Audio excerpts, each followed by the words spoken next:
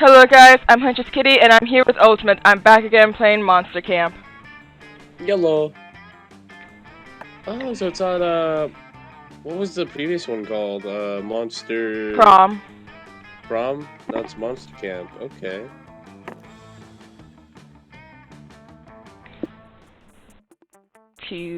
Come on. Do you want to do the short game that's 45 minutes? Not joking, the one I did with Shard, even though it was the medium game, we recorded for 2 hours. Ooh, okay, so... How much time do you have? I would say I would be going to bed for in an hour, but I drank an energy drink and it finally kicked in. So Probably like a medium game then. yeah. If anything, I also bought more energy drinks, so I'll be fine. Yeah.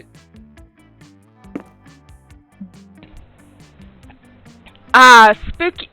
I was gonna say that wrong. Camp Spooky, the stage of some of our dearest summers. Back then, we were young and unafraid. With the school far away, everything seemed possible as the sun embraced on our way to camp. Not gonna lie, you're doing this better than Shard did.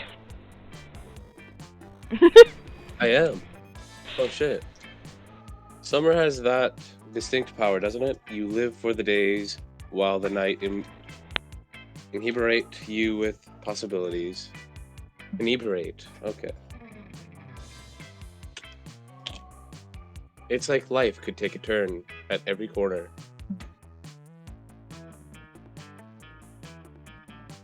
And for us, it did. I'll let you be player one, so what character do you want to be? I'm gonna be the usual. So, yellow, like this guy. Yep, the orange fella.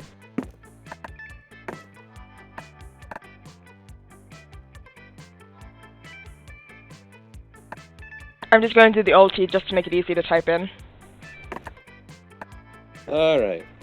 Now, here's the new... Now, this is the new thing. These items give you different stats, so... Oh! Okay. The magic mushroom field guy. So what's on the top right? This? The blade. Blade. Oh, I get it. I want that just because I get the joke. You got bold and fun added on. Alright, so in the bottom right, what's that supposed to be called? Swole floaters. Swole floaties. That actually looks pretty funny. I'll take that. Fun and bold. Magic mirror. You want the magic mirror? Cause magic. Charm and smart. Nice. And of course, I'm the firehead. Yep, you're the hothead. Straight up, the last one I played with Shard, I picked 4 characters that I'm trying to debate now for my new icon for Discord. Oh. I'm trying to debate between them. So which one? Like which two? Actually, it's not from these guys. It's actually some of the characters in the game. Oh. You know what? My hair's on fire. Why not have sunglasses that are on fire as well? That would make sense. Yeah, stylish. I also love my character's backpack just for the fact I have a fire extinguisher and I also have my backpack on fire. Yeah, you're gonna need a fire extinguisher. Ooh, marshmallows. Well, yeah. And look, Scott snacks. Yes, Scott snacks. Steal his snacks. Do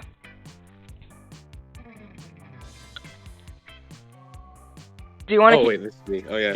One might say that Monster Prom had hardened us on the highs and lows of love. But no, in love we're always absolute beginners. And summer camp was no different. Like, no offense to Shard, but I actually prefer your voice for the narration. Because it's fitting for some reason. Like, it's just fitting. It really is. No one talked about it, but the idea of summer love loomed over our heads. Whoops. I didn't mean to do that, but sorry. Also, last day of camp, there was a meteor shower happening just 3 weeks away. Happening 3 weeks away. Everyone knew. Can you move your mouse just a little bit? What? Everyone knew that if you were into someone, you were going to watch that damn thing together. Everyone knew if you were. Don't worry about it. And so a silent yet powerful pressure invaded us. It was the monster prom all over again. Everything seemed uncertain. Everything but one thing. Whoever we ever asked to the meteor shower date, it was probably going to be one of the 6 coolest people in the bus.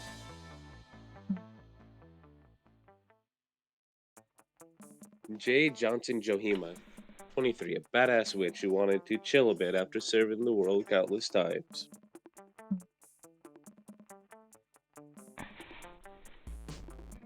Aravia Mishra? Yeah, A her. childhood adventurer possessed by a curse who had turned out to be the most annoying roommate ever.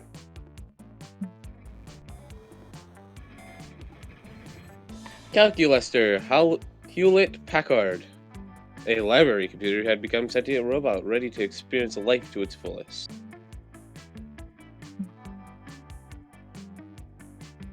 Delilah Equino?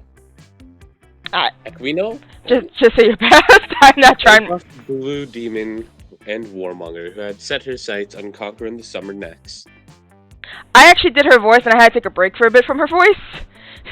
Yeah, in my case, I don't have any water, so I'm gonna take a pause after this bit here and just grab a water for the narrator. Yeah. Give me 1 sec. Damien Lave, a fearless demon with a taste for destruction and love of fire. Okay, I'm back. And Milo Belladonna, a death reaper, doubling as an internet influencer who was profoundly in love with life and all its earthly pleasures.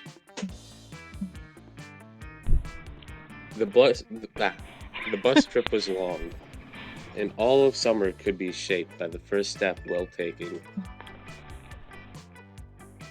And so it was clear it all came down to breaking the ice and causing good impression with the right person. Time to break the ice. Besides find love, what's your main goal at summer camp?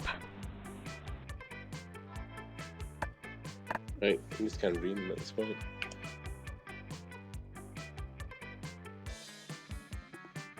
Just let me know which one you pick. I'll go with top left. Top left to level up a person.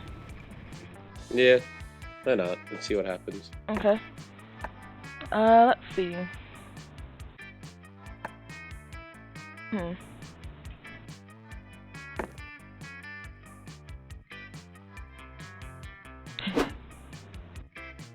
Me too. I'm really hoping to increase my individual skill levels and interpersonal communication this summer. Self-important is a constant process. What are you looking at me for? The only thing I'm going to increase this summer is the amount of bagels eaten. Well, Ulti, at least you and I are on the same page. We should work on leveling up our casual conversation stats together once we get to camp. You know what? I actually think she's really suited for you actually in this game. Wait, what? For the game, yeah. She's literally known to kill everything and all that. It's just how she that acts. sounds great. Yeah. That sounds absolutely hilarious. So yeah. I knew I was gonna get Damien because that was the same option from last time too. I want to see what other scenario I get with him. Do you want to do his voice, or do you want me to try to do a weird voice for him? Do you want me to try to? Go for it. You want to be the master survivalist, huh? Well, maybe if you're lucky, I can pass some time with my expertise onto you. Grand. That's grand. Yeah. Maybe I'm gonna grab. Yeah, go for it. I'm gonna grab a water right.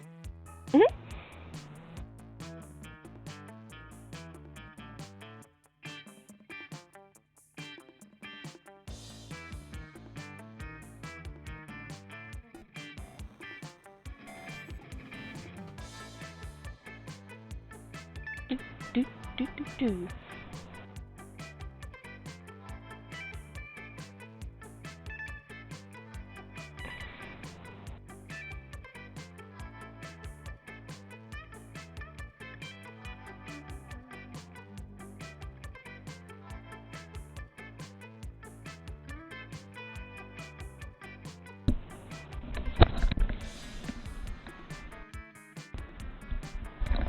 Back. Okay, welcome back. Okay, I'm loading up the next line for Damien. So do you want me to keep using that voice for Damien, or? Perfect, man. You actually give. It sounds actually funny. Yes, you give more life to the characters than Shard did. I'm sorry, Shard, if you watch this, but Ultimate got you beat on the voices. I'm kind of a wilderness survival badass. I learned all about how to survive with no food, no water. I got lost in the west wing of my dad's mansion for 3 hours straight. Just stick with me, Huntress, and we'll survive the wilderness together. Quick question, though. They do have private bathrooms in the wilderness, right? I'm a bit of a shy pooper. You think a demon of hell wouldn't be a shy pooper, but you know.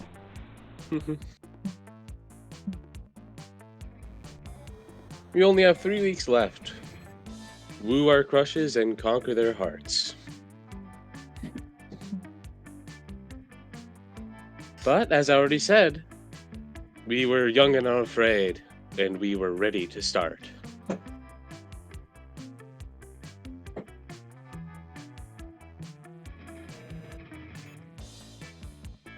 I think I'm gonna upload these back to back for the monster camp, either on Halloween or the day before Halloween. All right. Ah, yeah, that sounds about right. Okay, so your lowest skill is creativity. It's out of 3.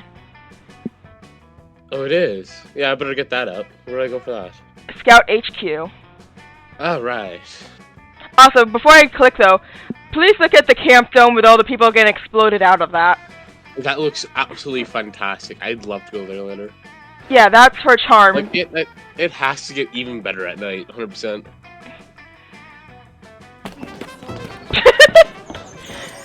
That day, the Monster Scouts hike around the camp, cleaning up litter to respect nature and stuff. I love your little shadow guy holding up the rope. Yeah. Look at him struggle, too. I can't get it. Nobody but Coach gives a damn about picking up trash, but it does quickly become a contest to find the coolest garbage. Some find used condoms, others find weirdly shaped fruit. You somehow find a Rembrandt. It's an original. The mystery of how the Rembrandt ended up there will go on and trigger the most epic adventure you all will go during the summer, but it won't happen on screen. Oh. You still get 2+ creativity just by looking at it. So magnificent. Yeah, so what you also missed, like, from the last one, I managed to get Gamer Girl bathwater, and it changed the music to gamer music, which was awesome. Wait, what? Yeah, I got Gamer Girl bathwater in the last round, and it changed the music to be gamer music. Like, it was just, the soundtrack was completely different. Well then. I loved it.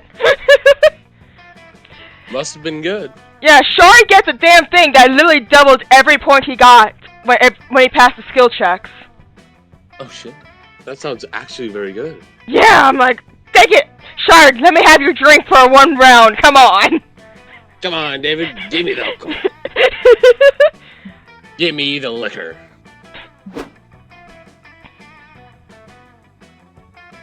The counselor had made a poor judgment to leave you alone with Damon, Milo, Erivra, Hex, and a whole bunch of macaroni.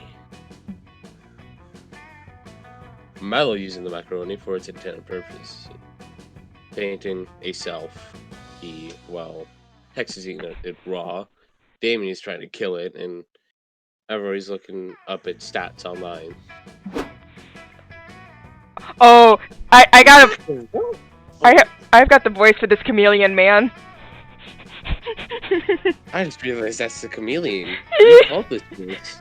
I want to hear it. Do it. Okay, so macaroni. That won't help you off in a bear attack.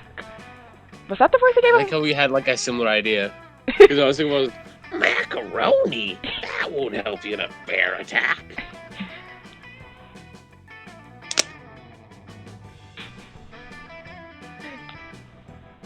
What the fuck? That's right, Campus. It is your delightful and overbearing tackle coach here to teach you to get a lesson about bear avoidance. Remember, there's no B in bear except when there is, and that is the kind of thing I coach say all the time.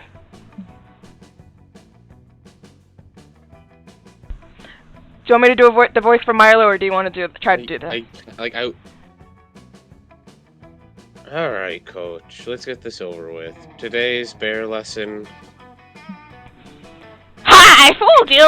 It was me, Counselor Flodge, this whole time! Whoa, really? Even you said you're delighted and overbearing, Tiger Coach. Especially then! I am never more myself than when I'm in disguise! Your camouflage skills are out of this world, Counselor Flodge. I have so much to learn from you about the subtle arts. How did I do this? When it comes to the subtlety of every, you have a lot to learn in the basket of hand grenades. I don't even know how the fuck I just did that. Yeah. Basket of hand grenades, where? I'm going to get a gift exchange later, and I want to bring something like that. Represents my personality. You kids get a little far from the point, probably because I camouflage so effectively. And what is the point then? The point is that everything Coach has told you about bears is a load of horse hooey. You shouldn't be afraid of bears. You should be learning from them. I'm sure you know bears are the only animals more skilled than chameleons in the art of camouflage. One of you could be a bear right now, and the rest of you wouldn't even know. In fact, one of you is. That's right. I secretly replaced one of you with a bear when no one was looking to teach you a valuable lesson in the art of disguise.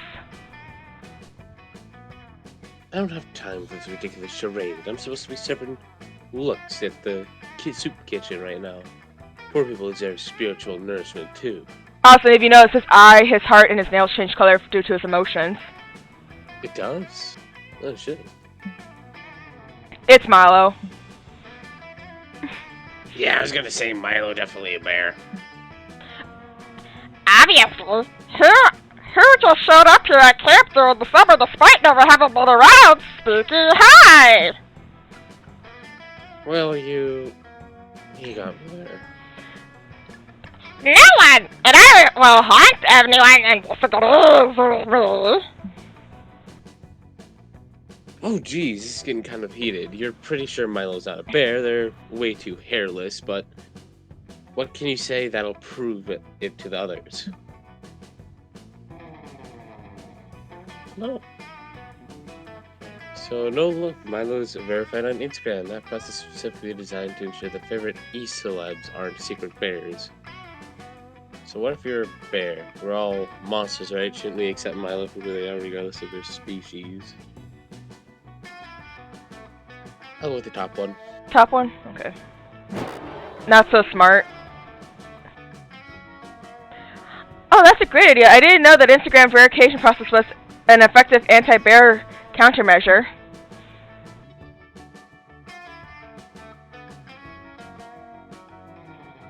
Ulti. Oh yeah. It's not. Ulti clearly never been verified.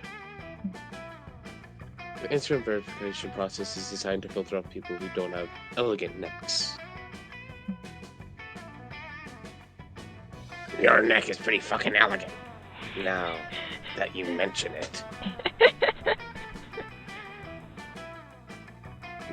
Like I'm always saying, Visualize the neck you wish you had, and probably actually my neck you're imaging.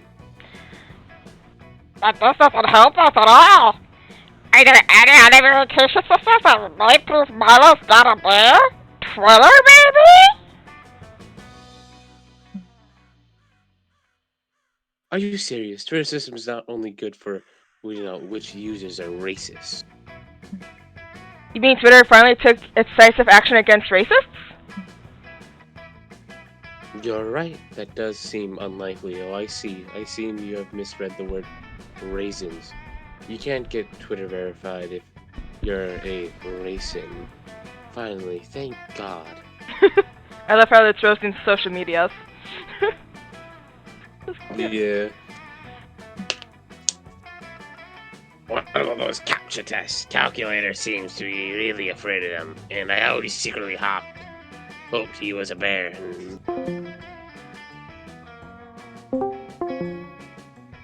Discord, no! Welcome back. I love my Discord. I really do. Yeah. Stream stop. I know, I'm sending back up. I'm gonna pop out, join back in.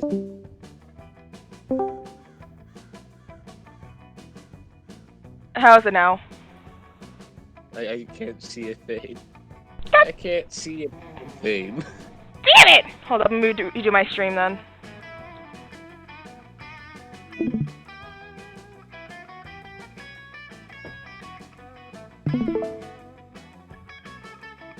Anything or no?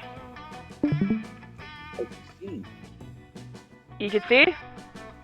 Want me to reread this one? No. I didn't press anything because I was trying to get that to work again. Okay, I was just making sure. If only were that simple, darling. I'm afraid, however, that captcha tests are only for catching users who secretly two bears in a trench coat.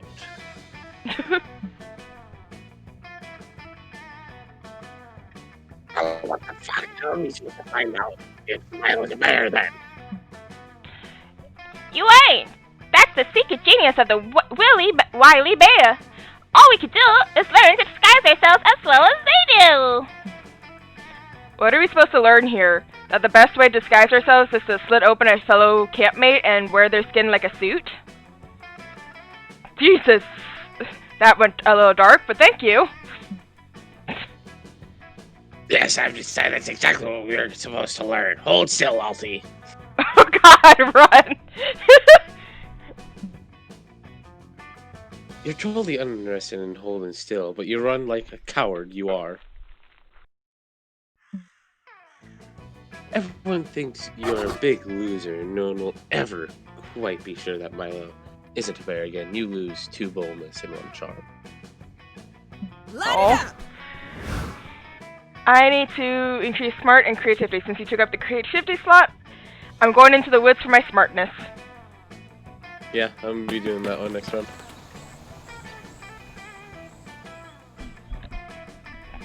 Do you want to do the narration, or do you want me to do for mine? Oh yeah. That day you get lost hiking in the woods. You use the stars, aka nature's compass, to get back to camp. The stars actually teach you all sorts of things, like how one of the stars is Orion's belt. It's actually a nebula. Stars also teaching you Italian, the quadratic formula, and true meaning of friendship. I also love how my character is using her hair to roast the marshmallows. Yes, that's exactly what I imagined actually happening. Wow. The stars sure are smart. They give you 2+ smarts. Another day at camp. Spooky. Another spooky adventure. Today you're all about water sports. Life. But actual kind. Oh man, I can't wait to get in those lake shallows for some sweet waterboarding. Yes, Fred. You ask if he perhaps means surfing or even boogie boarding. I said what I meant. I meant what I said. Now, to just find my shekels, pass me my bag, will ya? Ah, it's so hard to find things in here. Hiking boots, protective jacket for night murders, etc. Underwear, bazooka, sunglasses for day murders. You get it. Club, large. Club, huge club. Wait, I didn't pack this. Ah, my dad must have stuck this in. They're so worried about me.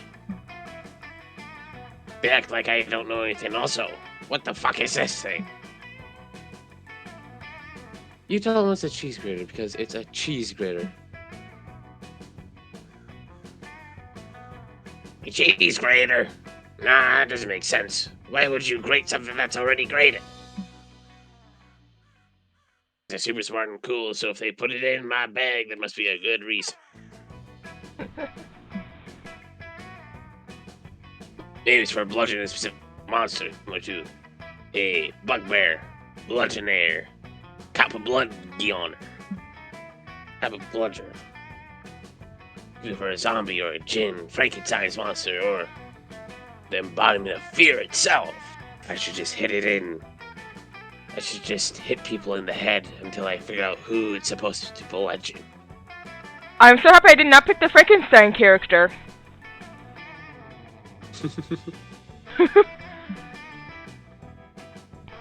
Oh no, maybe we should just suggest alternate use for cheese grater that isn't bludgeoning you, but also isn't grating cheese.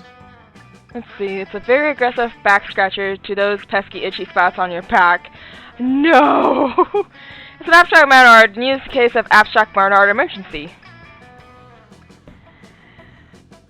I feel like that would be my creativity right there, and it's at a 3. And this might be my bold? Possibly? Could be. Could be your charm. Oh, it is my bold. I passed that. Oh, thank God. Oh shit, really? The mosquitoes here have been eating me alive. Literally, I saw them get tiny knives and forks out. Oh, Jesus. Fucking hate mosquitoes. I hate not being able to scratch my back. Thank goodness my dads were looking out for me. Danny takes a cheese grater and begins using it as a back scratcher. Oh yeah, this feels amazing. They're just so satisfied. Now I'm bleeding everywhere. Your voice with this commentary is grand.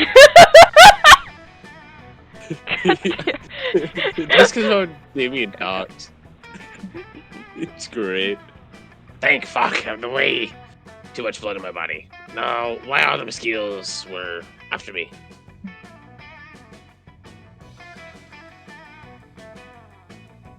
Now that some of the blood's been removed, there'll be less of them. I'll be less of a target, and the mosquitoes can drink out of these open wounds, so I won't have to deal with their itchy bites. The sound of Boo Paul's classic bop, "Call Me Monster," fills the air. It's a Damien's ringtone. Could you grab that? My hands are full with this back scratcher and also flakes of my skin and blood. You ask to the phone on the speaker, and the two of you immediately greeted by the warm voices of the kin and other kin of hell. Hi, sweethearts, says the kin of hell. We're on break from shoving spiders up your throats and thought we'd check in on you. We want to make sure that you saw the surprise you put in your bag. He continues, it's your very own cheese grater. We know how much you love grated cheese on your pasta, says the other kin from hell.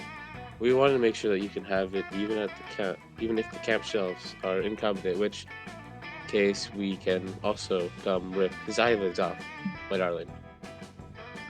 Wait, Huntress was right. It is a cheese grater, but cheese is born grated. Oh no, says the other kin of hell. We grate buckets of cheese each week just for you, our favorite son. We also packed a hunk of Patanio, your favorite. Oh, huh. Well, thanks, Dad's question. Do we think the cheese grater might also double as an extremely metal back scratcher? No, says the kin of hell. Please do not scratch your back with the cheese grater. We have to replace everyone's teeth with harmonicas now, but we have a wonderful time at Camp Spooky. Enjoy grade cheese and waterboarding. Whoa, that's crazy. Who knew the cheese didn't start out graded? Certainly not us.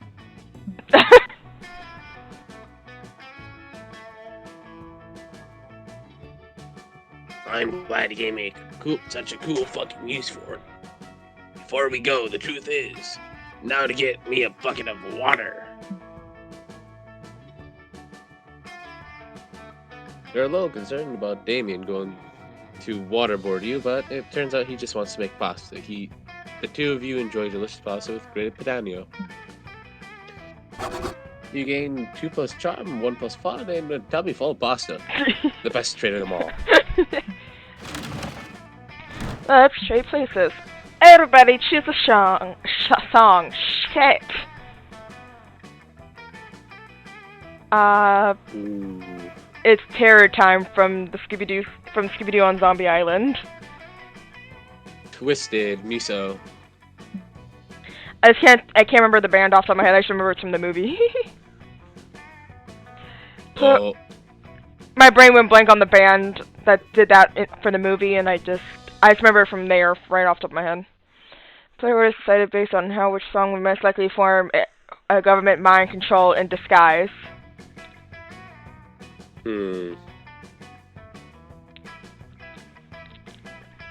I'll post my song in the chat, and I think I know what you're talking about. Yeah, I'll post my song in the chat as well. I just need a sec to minimize this.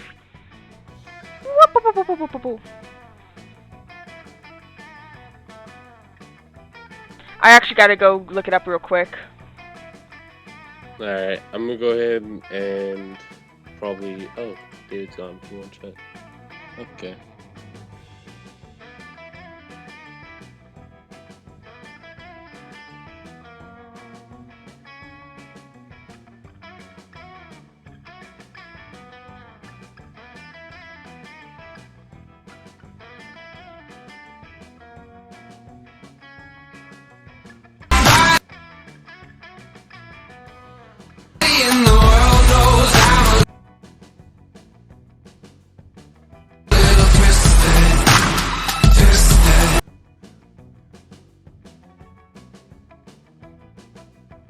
So, okay, I listened a little bit to your song. I couldn't do much because my OBS picked it up as well. Yeah. But I put in the chat a link to the Terror Time song. Yeah. Pretty good. Yeah, best soundtrack of any, like, one of the best songs from, like, the movies. If this was set for Halloween, you would have won. Yeah, I think yours like, instantly. Yeah, I think yours would do better, though. Ow, dog. Yeah. I have the dog behind me because I'm sitting on the floor for better connection to my headset, and the dog just kicked me right in the back. This is already hard. Okay. So, I'm gonna go ahead and go on out and get some smarts. Some smarts? Alright. I'm gonna go out to the woods. Today you decide to hike all the way across the woods and you want to see what's on the other side. I like your little shadow, like, looking down thinking too. Like, What could be over here? Left or right? It's a long, treacherous hike that ends up only taking an hour. I guess these woods aren't that big after all. How do you and your friends get lost in them so often? Anyway, it turns out that the library on the other side of the woods, you go in and read. It's a book, something, and gain 2 smarts.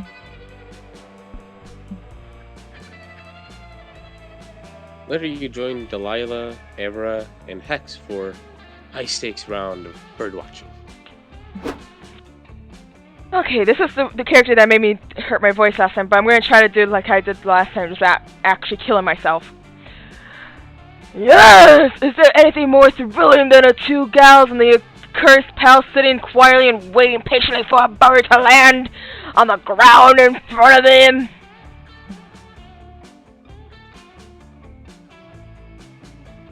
Actually, I can think of several things more exciting than this. I'm just here to loot some feathers for my brightly plumb enemies collection and complete my pigeon decks. Line up, Robbie. Birdwatching is the best. And the 6 hours since I discovered it, I've basically become an expert.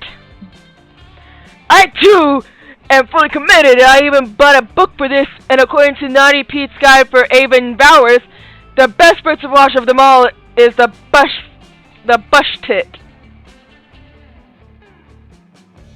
I need water after reading that. Yeah. This is why I got myself water before this started. I knew this was coming. The what? That sounds alright. The what? Are you sure you didn't pick up a porno mag by accident? Oh, why would you even imply that? Not to be confused with the Malaman breast, and the bull is the softest diminutive creature that I could easily crush with my bare hands. Delilah, honey, I think you grabbed a porno mag. But I choose not to because its puffiness pleases me. It's, oh, yep, porno. How does Naughty Pete say we should find this bird? Oh, Naughty Pete doesn't really dabble in the whole method of bird watching. Once he identifies the birds, it devolves into more of a hardcore erotica thing. But that's where Hex comes in. You're an expert on this, right? Point me in the right direction of Kitty. What has my life become? That's a good question. Screenshotting that for later to make a joke out of. Yeah, the first step to any adventure is to eat a snack. Oh, okay, I guess I could eat this raw steak I was saving for later. What's step 2? What do you mean? I never said this was a multi-step program. You have no idea how to birdwatch, do you? What kind of question is that? You look at birds occasionally, I put my own spin on it, and I'm watching Big Brother. In between watching birds, it isn't rocket science.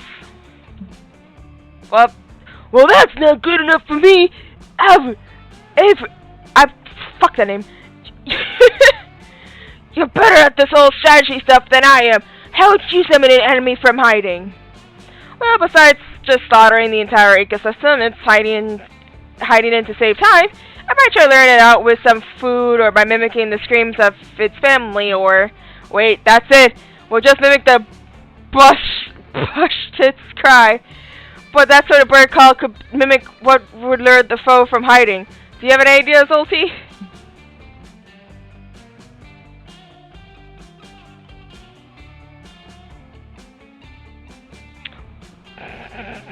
Okay, I'll just go with the top one.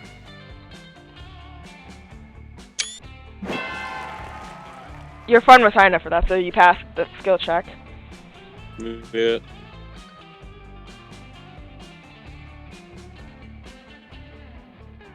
Good thing you brought your loving survival kit. You pull out your Bluetooth speaker and start blasting truly filthy trap music. Listen, Elsie, I'm no stranger to the fact that some monsters can only be trapped in convoluted ways, such as fairies being attracted to cream, or vampires to calculus, or cat livers to anything vaguely resembling triangle ears. But I can't see how music is going to trap a bird. I mean, it's just music. If you don't believe in the power of music, we spent so much time trying to get that okra. Hey, look who's here! All of you look over to a nearby clearing to see a cute puffy bird has entered the clearing. It's throwing its feathers the ass all over the place. Oh, I guess it wasn't a porno thing she was reading. I guess so. But it keeps trying to flap its wing to escape. But every time the base drops, it's forced to start twerking again.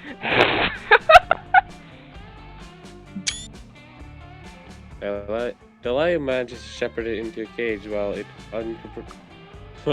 uncontrollably doing the stinky leg. Screenshotting this. Score! I love this little guy. I'm gonna take him home and play him dirty bass lines every day, and soon He'll be my animal companion. Nice! You spend the rest of the afternoon searching for Naughty Pete's other favorite birds, including the blue-footed booby and Dickacell, the Andean cock of the rock.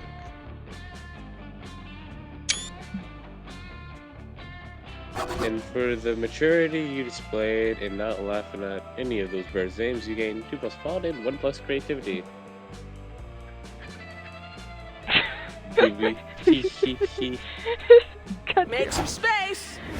Jesus. Okay, I need creativity because that's a 3. I love this painting she does.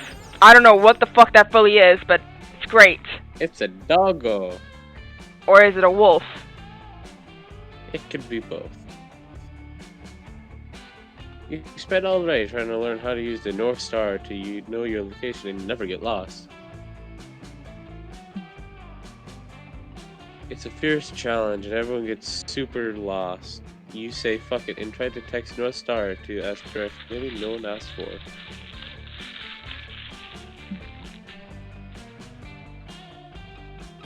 Of course it's cheese nothing, it's a star, and you could stop trying to resort to sheer absurdity to solve your problems. You get a badge, no one does it. No one does. It was all a trick test, and it isn't even nighttime.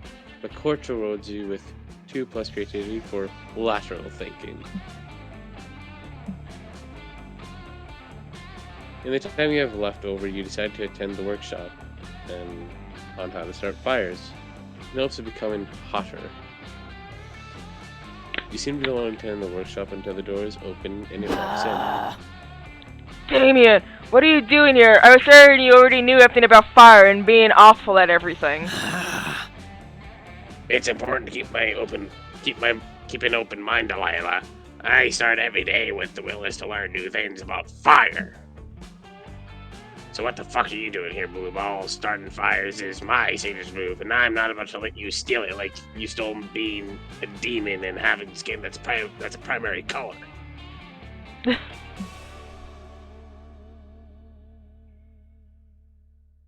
Oh yeah.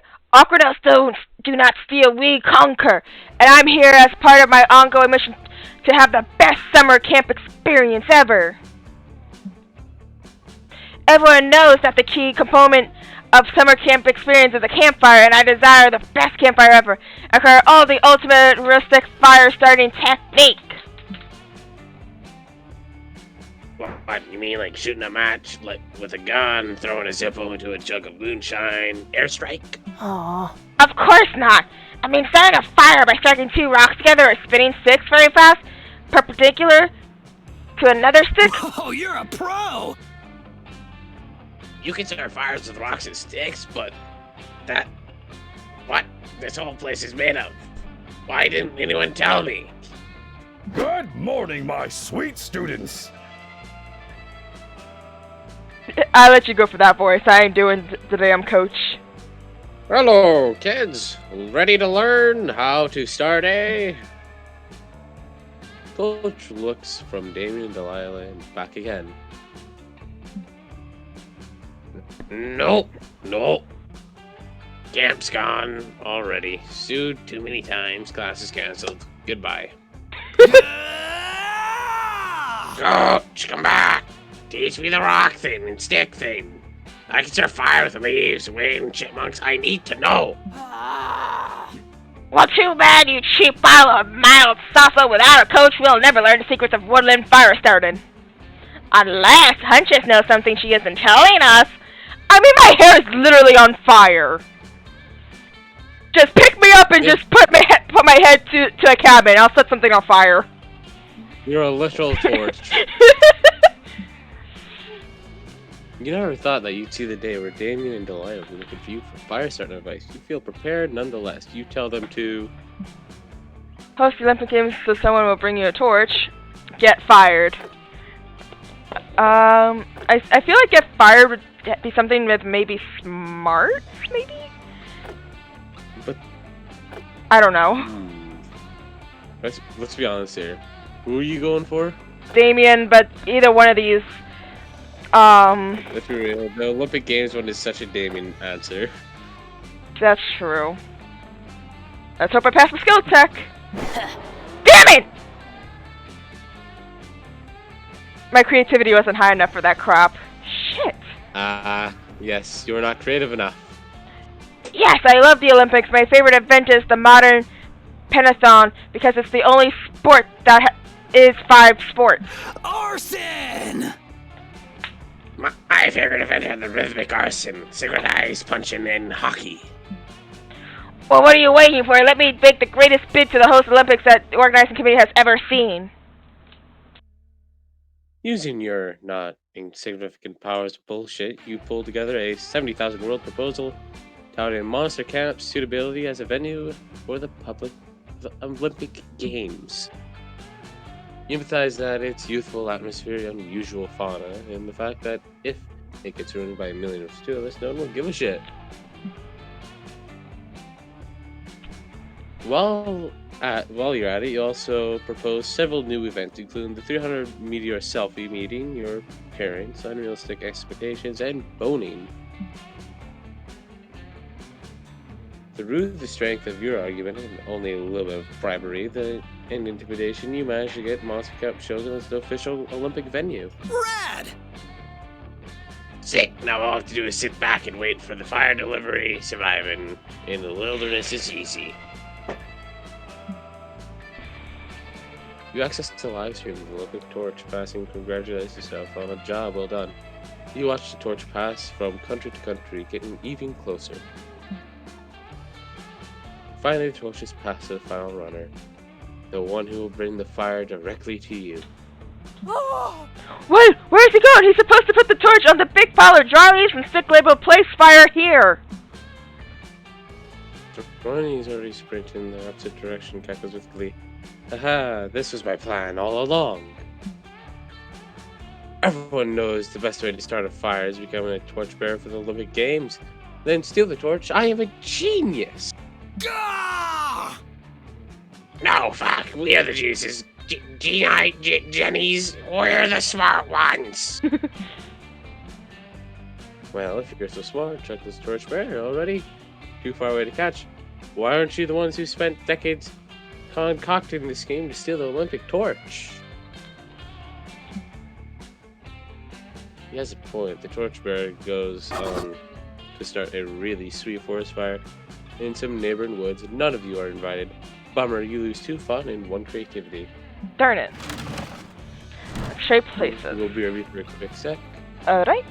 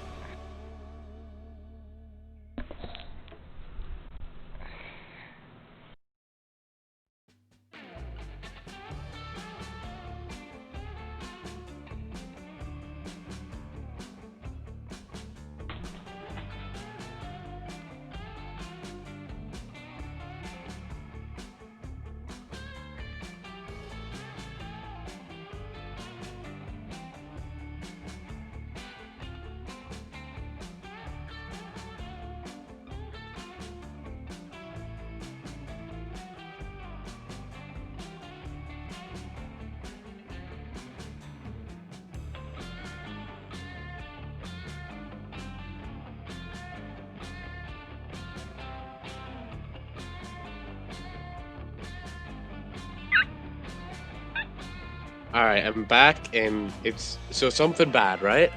Yeah, something bad. Your luck. You know what? Fair enough. For me, my mother's cooking. Oof, this is a big tie, huh? Played orders said based on how wary you'd be of uh, of a talking otter who suddenly appeared one day offering to take that bad thing away from your life to make him pasta every day. Start debating now. Let's be real here. Like, if we're talking about your luck, I believe that is a very fair price. Yeah, you win.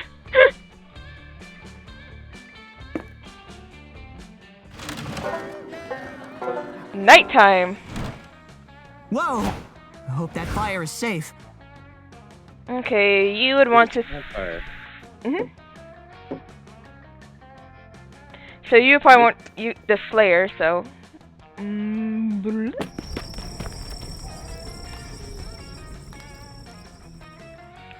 One over the camp is specifically reserved for campers 21 years old, and you show your ID to the bouncer. Then find Joy, a Ravi, and a box of wine. Alright, give me a sec. Phew, okay, I'm ready. I buffed my defensive stats earlier. Do it. Punch me in the face. I don't know. I don't think I can do this. You're moving around too much. Stay still, you frickin' babe. Get it, Joe. Be the change you want to see in the world. Alright, RV. Here it comes. Distance for the coven. Joy punches Ravi in the face, and they both immediately explode into laughter. You are. That was so fucking cool. Don't worry, I'm good. Big pog. Fuck Joy, you've got such a good right hook. I love you.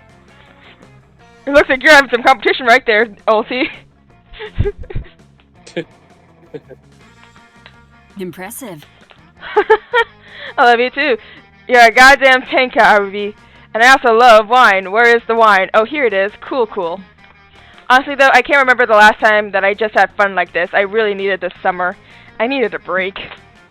Me too.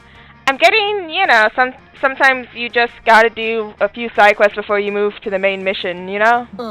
Snacks, though? Oh, cyclists? Like getting all the chicken and lemon rats? Those digital chickens, they always look so juicy and delicious. Fuck, I don't KFC, but like from a video game. Oh. Whoa, I just realized something. Life's like a video game. Just think about it for a second. Every time you accomplish something small, it's part of a bigger mission. Like you get an A in class or something, right? And that's all building towards like getting your degree, small missions, build up to big missions, and that's life. What a plot twist. No.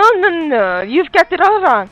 Life is like a TV show for sure. And here, I will give you a perfect argument to support my point. And with rationally and wits. Life is a TV show because first off, it happens in 30-minute episodes, sometimes an hour, but mostly it happens in 30 minutes at a time. Okay, well, that's obviously true. But that's not all. Life is what the thing doing right now. That's the episode plot, but it also is the bigger unruly thing going on. That's the season arc. You two are both biased. The only person here who can trust the some of us is Ulti. What do you think, Ulti? Is life like a video game or a TV show?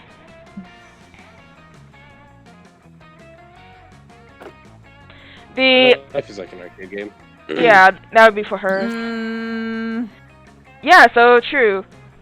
Life is just one level after another, and you just keep going and going and going until you are out of life points, and nobody in the arcade has ever beat that game. Oh my goodness. Oh my goddess. A few little drunk tears start running down Joey's face. Hey, it's okay. Listen to me. It's okay. Don't cry, Joy. Joy, shh. Did you just get sad because you don't want to discontinue French Toast Church CD? Because that's better is nothing to cry about. I'm sorry, guys. It says that level thing. Like if I think about life like that, then each villain that the Coven takes down is like a level, right? And I worry all the time that maybe one day we'll fail in saving the world, and sometimes I just think it's inevitable. Everybody loses sometimes, right? And that happens for us. That's the ball game. It just takes one failure and everybody dies. The world is over. Some fucking evil ass loser kills everybody. And it'd be all my fault. Avery leans over and gives Joy a hug. Joy smiles. Oh wait, that's you. Yep, everybody leans over and gives Joy a hug. Joy smiles and hugs her back. And then starts gently wiping away her tears. Sorry guys. I don't mean to get so heavy. We can have fun. Sorry. Wait a second, Joy. I think you're forgetting something about video games and levels. The thing is, dying in a video game doesn't fucking matter. Power up! If you die in real life, that's it. You're dead. But that's why video game God invented 1-ups. I mean, hasn't Hope died like 3 times already and all on her own and she's still around? Yeah? Huh, yeah, oh yeah, the goddess, she has died 3 times. Oh yeah, oh my goddess, she has died 3 times. That's the second time I was like, oh Hope, I know you love your electric eels, but they're so dangerous to keep as pets. See, y'all be fine. Now I gotta figure out what's worth spending a 1-up on.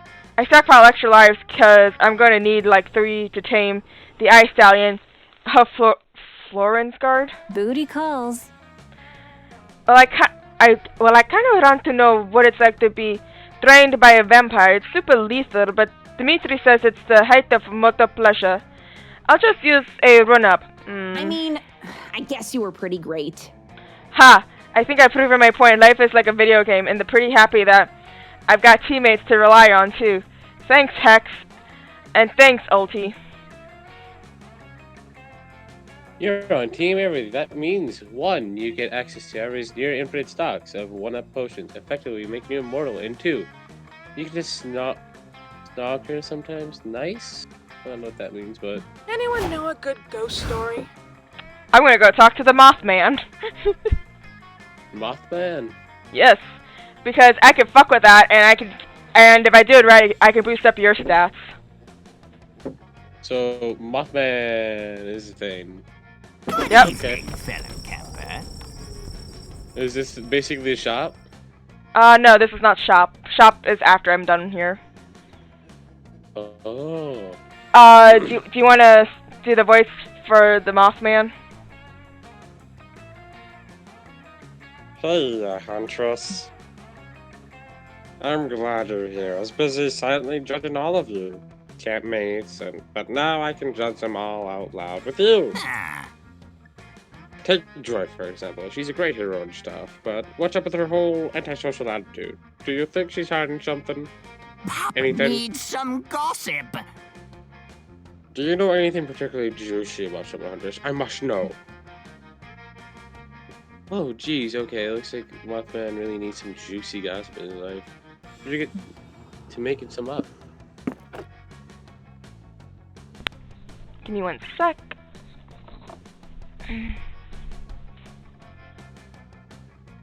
Okay, chugging entire blue slushy, backflipping off tower, doing...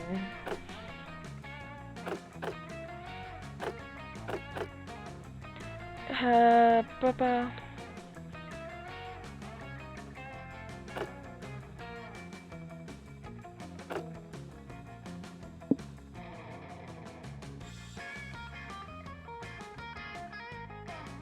Yeah, they really upgraded what you have to do in this game now. Ah. Oh my gosh, this is even juicier than I anticipated. Thanks for trusting me this information with me, Huntress. Now if you'll excuse me, I'll have to betray that trust by telling everyone what you said. Is there one thing horny young adult monsters like? It's gossip. Well, they like sex more, but gossip is cool too. See, that's the character I was thinking about making for my icon. Oh, that makes sense. Hey, did you hear about Ulti yet? Well, buckle up, because this gets weird. According to, well, basically everybody, Ulti injured his happy gland really severely last year. It happened while he was back flipping off the Eiffel Tower. The injuries were so bad they had to helicopter him to a hospital immediately. Fortunately, the surgeons were able to save Ulti's happy gland, and he did retain full function. But that kind of surgery ain't cheap, and Ulti's insurance didn't cover everything. So he had to get a job as a part-time president of the Atlantic Ocean to pay the rest of the hospital bills. Pretty crazy that Ulti is walking around with totally artificial happy gland. But it really makes you see him in a whole new light, huh? Yes, in fact, everyone sees Ulti in... Wait, that's you. Yes, in fact, everyone sees Ulti in a brand new light. Ulti's new reputation earns him 4 boldness. You're welcome, by the way. I actually gave you a total of 8. I just have to increase my charm now. Now, the thing is, this isn't really like the shop, and since you don't have a controller and we're sharing, you can't use this. So I'll take the gamble. Now, you get either you could either take the potion. Visiting Juan, getting a good drink.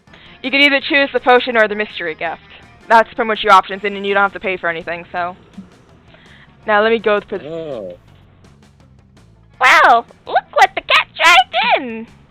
I have some drinks here for you. It's up to you which one to drink. Let's see what's behind door number 1.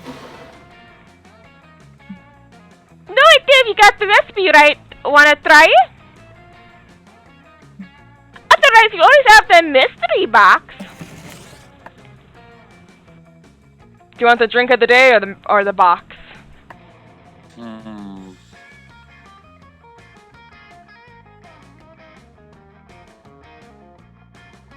This is actually a very hard decision because I kind of want to see what's in the box, but the drink looks like it could be good. Shard didn't like the last drink he had gotten, which was Dumpster Fire, so he goes for the mystery box. The drink he got out of the mystery box made him get a discount on everything, so everything was like, say if you were supposed to get 3 points, he got $2.99.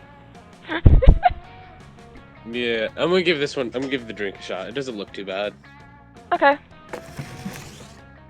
Yeah, no, totally. I was testing your common sense. And you passed the prices to drink you choose.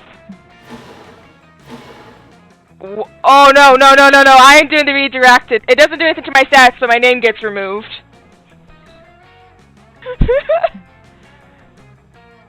Oh, would you prefer the mystery box? Because that drink will straight up remove my name, and my name for the rest of the game will be redacted. Box! Yes!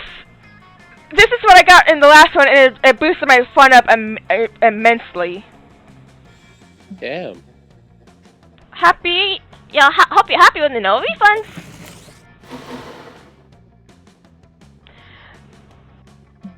So you want to drink a margarita? Huh? To think that drinking a brain you'll absorb its smarts. It's a bit simplistic. But hey, that actually happens. Ultimate at its finest. Let's do this. Your smarts just got increased to 11. Damn. Sex on the beach. I brought this drink to the next level so you could see. Straight up, it's literally that. It's so sexy they blurred it out. Yeah. Give it a try. I'm sure it'll be a fun ride. Booze time! And that boosted my fun up to 11 as well. Still hard to believe you drank that. Good luck, I guess. Trade places. Everybody choose an animal. Wolf. Hey, you know. Player will decide based on which animal would become the most dangerous if granted opposable thumbs. We both. This would absolutely affect neither one of our animals. Yeah. So random. Yeah. So you still get picked first. The game loves you, Ulti. Yeah. All right. I got favoritism on my side. Charm is your lowest right now. Yeah. Time to go to the arena. I love your little guy shouting to be cheerful to you, and the other one's just kind of hoping to God that he doesn't fall off. The one's scared, the other one's excited. Today at the Camp Dome, the game is Charades Extreme. And just a regular charades, but apparently they love to stick extreme into anything, to any classic game. I mean, they did 7 minutes, 7 minutes in heaven extreme, and by doing that, they kill you for like 10 minutes and bring you back to life. Extreme. It's your turn. You get 3 times the charm. 3rd is easy to convey, but just by using your fingers. But charm is harder.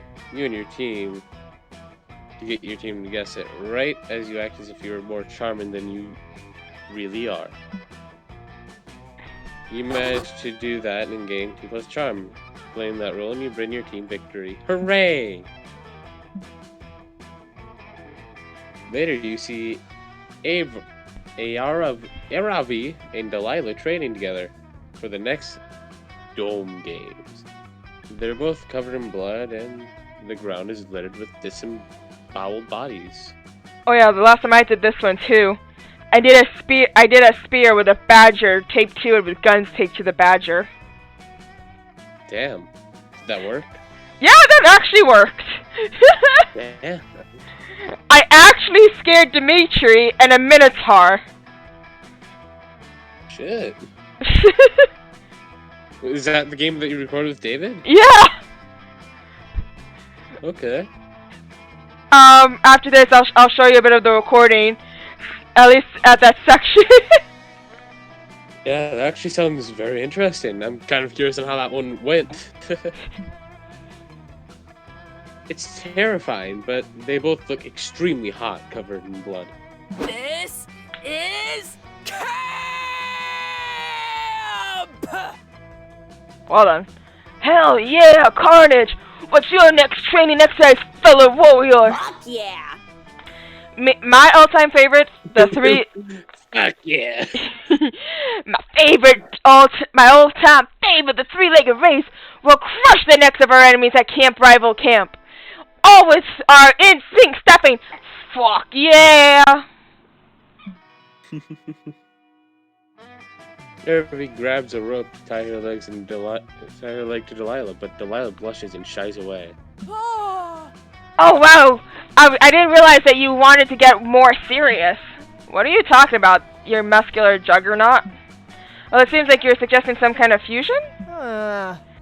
Call me old-fashioned, but I take fusion very seriously. It's the most erotic method of teamwork.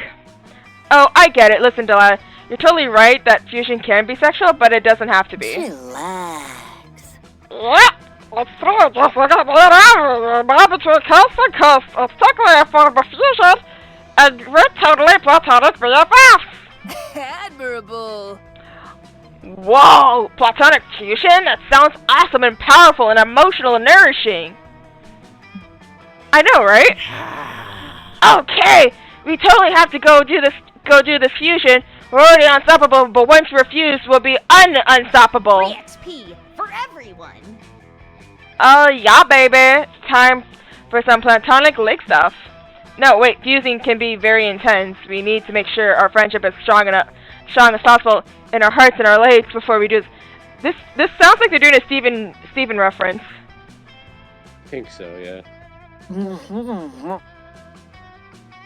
That totally makes sense. My brother Ralph used to do acquaintance he didn't know that well. Long story short, the fusion went wrong and they accidentally switched buttholes. Alright, first up, friendship strengthening, and after that, platonic 3-legged fusion. You're totally on board with this incredible logical train of thought, but how will we strengthen Delilah and Ari's friendship so they can fuse properly?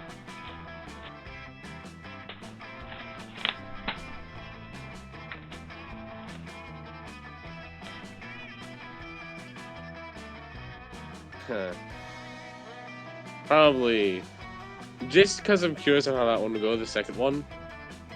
Okay. So fun. You prefer the best date ever. It's a perfect chance for two legs to get to know each other. First up, hit the gym and know it's fucking leg day. Bet you never seen cows like this before, huh? I rub them down every night with a special protein gel potion. I dedicate every leg day to imagining what it would be like to have legs. Ooh, admirable. Impressive! Now watch me rip this phone book in half using only my size. This move is great for exercise and can be also used during lovemaking. Oh dear God, that'd be terrifying to whoever gets under her. I like how you actually imagined it. My brain pictured it for like a split second. I'm like, oh no.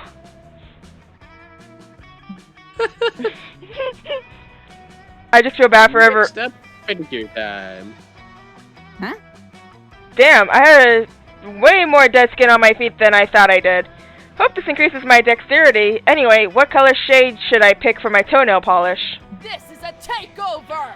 Oh, use the same color as me. I picked one called Storm the Gates of Hell with your endless violent armies. It's blue. I love Delilah is awesome. Just her voice kills me a little bit. Yeah. And finally, shoe shopping. I'm looking for something badass in leather, preferably some boots that will give me a buff of defensive stats. And I'm looking for something that will show the maximum amount of toe to distract my enemies!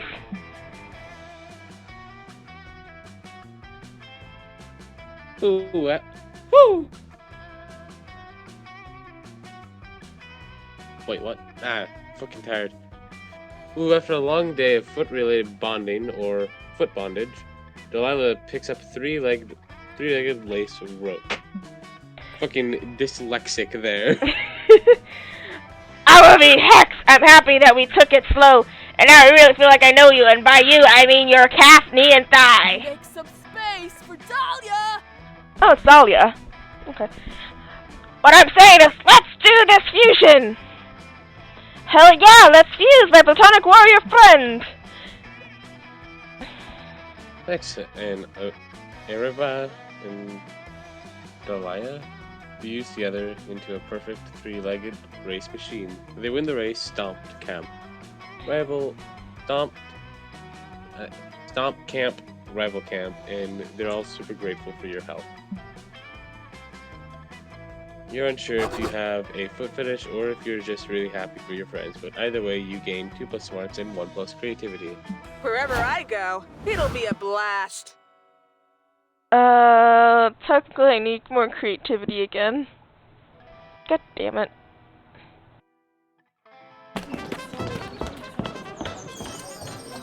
That day, there's a guest speaker at the Monster Scouts HQ. She's a were-eagle Monster Scout, here to tell you all about advancing through the levels. Her speech is surprisingly interesting. She started out at Camp Spooky just like you, and worked super hard to earn every single badge. It also hints at some possible foul play, including her murdering a high-level scout and wearing her skin as a disguise in order to advance through the ranks. Sure is inspiring. You're too busy flirting with your friends to dedicate that kind of time to Monster Scouts, but still, her speech instills you with 2+ creativity. Later, you're listening to the coach's pep talk about selling Monster Scout cookies. You're paying attention because Coach is the only father figure in your life right now. Well then. It's great! Always embrace youth. And that's why selling Monster Scout cookies teaches both survival skill and entrepreneurship. Remember, no matter how many cookies you sell, I'll always be proud of you, kids. I'm out. My dads are already super proud of me for being the most metal son of all time. I'm not selling shit. same. I've got some reading to do this afternoon. I'm halfway through a practical riches guide to navigating absurd shenanigans. Yeah, I'd rather put all these cookies in my inventory and save them for my next mini boss fight. These things are shockingly nutritious, and they give a defense buff. Huh, that's weird. Do you guys smell the strange outputs of the can't destroy bulldozers and capitalist pollution? Oh fuck, that could only mean. Mr. Pop is the name, building shopping malls the game. I've got a voice for this one. What? Well, if it isn't a bunch of poverty-stricken youth. It is I, Mr. Papa, the evil CEO. I was to stop by to crush your spirit with the capitalism of machininess. Ow, put my tongue on that one. Machinations. Thank you. Now what the fuck are you talking about? Cravat wearing dweeb. Oh, I'm so glad you asked. Look at it. It's my fist. I have the deed to the very campground you're standing on. I'm going to turn this shithole into a shopping mall. And the best part is, there's no way for you to stop me. Why you have to sell 1,000 bucks of your pasta cookies to have enough money to buy the campgrounds yourself. Dude, why the fuck are you telling us any of this? Am I hired? Did he just tell us exactly how to foil his evil scheme? Damn kids! Oh, you fools! I'm telling you, because it's impossible. You'll never sell 1,000 boxes of cookies in time. I'm better than this whole place in the midnight tonight, ha! I love to stand brag more, but I have an appointment with my therapist, and my therapist, I mean a whole and whale that I'm going to drown in crudes of oil for fun. Toodles! What do you think of my voice for him? Actually, pretty interesting.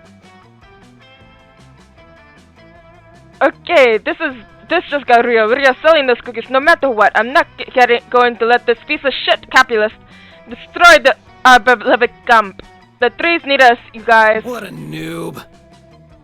Yeah, that money-grubbing noob insulted us. He thinks we can't sell 1,000 boxes of cookies. That's bullshit. All monsters must die. Maybe not say that next to the demon. Just saying.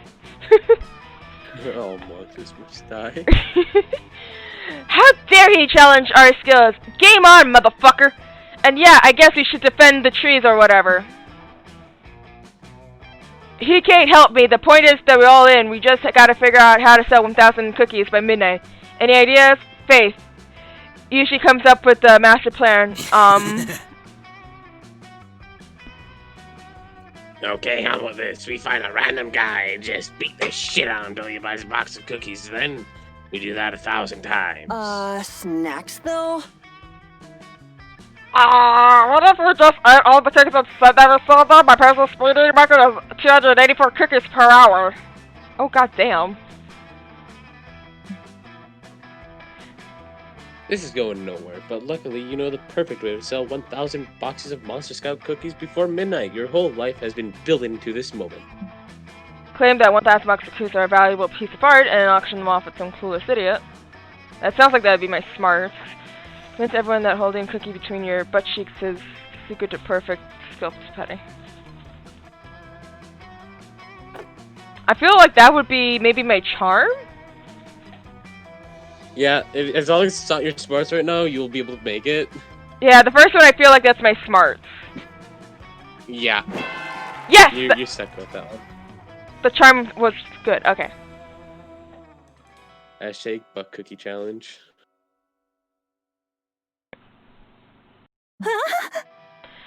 I can't believe I'm saying this. Huntress, I honestly don't think random people on the internet are that stupid. Play of the game. Also, Damien, I gotta get a good close-up of the cookie between your cheeks. We gotta capture the perfect technique for the hashtag butt cookie challenge.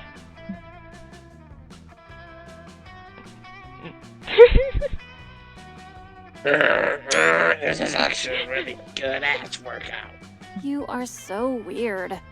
Actually, people probably are that stupid. Let's do it. The tweet's about the butt cookie challenge. See, and it goes viral immediately. You rebrand Moscow cookies into a fitness tool specifically for butt toning. We sell literally all the cookies in 6 minutes.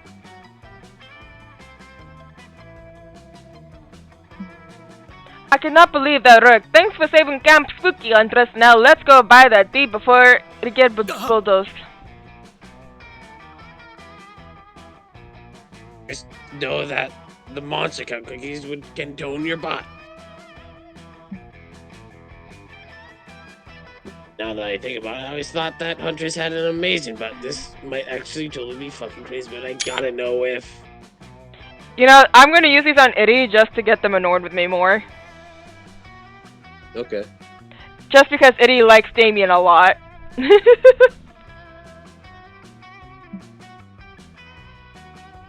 Before Damien can finish, you reach into your pants and pull out the trusty butt cookie. Yep, that cookie's between your ass cheeks for years. Oh god, no! Rad! You're the coolest motherfucker I've ever met, Huntress. Damn, look at all the crumbs. That thing's been in there since the damn dawn of time. I respect that grind. Impressive. You really do have a great ass, and thanks to the cookie, maybe I should be less skeptical of your rhythmic shenanigans, Huntress. I also respect that you went with an oatmeal raisin cookie. If you're going to sacrifice a cookie to your butt, you might as well go with the worst flavor. Hey, oatmeal raisin's not that bad of a cookie.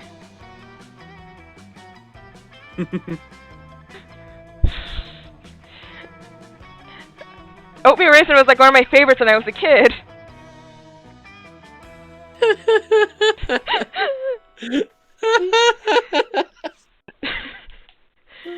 I like how you're all hung up about the oatmeal raisin cookie.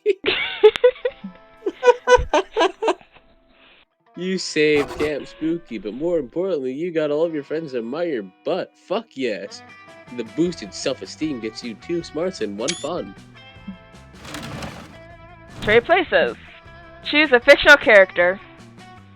Sam Winchester from Supernatural. Crowley. Same series.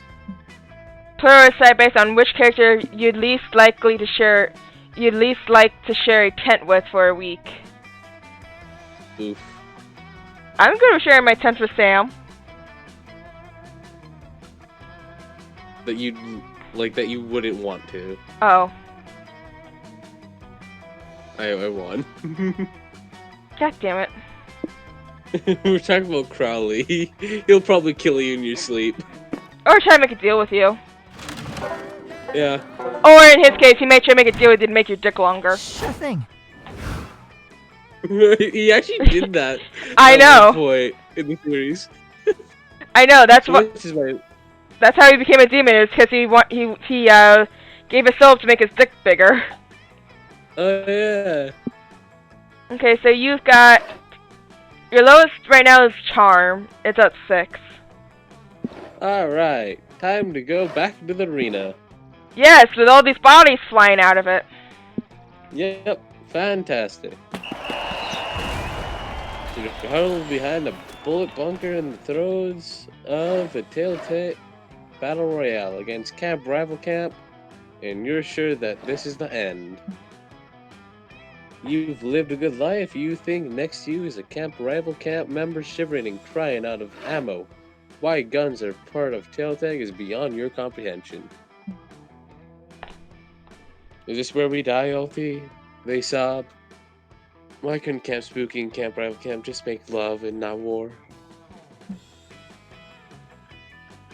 Reach for them and bring them to you into a tender kiss. As soon as they are in your sobbing grasp, you take their tail. Fuck yeah, that gives Camp Spooky the win. Everyone saw your sexy reviews, which also gives you 2+ charm. Good job, Alti. You're wandering around the camp hoping that you'll bump into Avery, but not in a creepy stalker way. Watch it fly! Yep, watching it, it's sure going in the air, just like all kites. Hey, Auntie, come over here to over here quick fly the mosquitoes. You don't know if you want to do that because she clearly doesn't think so, and you're not in the business of contradicting hot people. But just to get more holistic sense of what's going on, you ask Avery what's going on holistically. To make our symbolic relationship as adventure and curse attached to that adventure more tolerable, we've created a schedule to where we alternate doing things we like. So some days I get to do awesome stuff like raiding dungeons and fighting trolls and delivering absurd objects to absurd people. And then, on some days, we get to chill at home, watching TV, eating pizza and chips, and candy. And X likes to pick up different hobbies they see on TV, and then forget about them in a day or two. Oh, I do that. Then why do I have a fish, scarves, decom page, pot holders, friendship bracelets, and a taxidermied rabbit in my skeleton? I've got a fish on this. I've got a fish on this. I just haven't had time yet because of all the eating junk food and watching TV.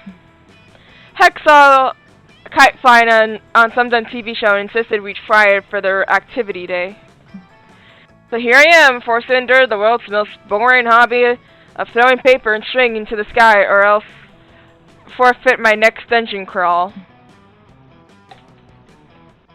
Avery can't pull the plug on Hex's kite flying without some serious consequences, but you can't let Avery just sit bored. That's not how love works. You have the answer.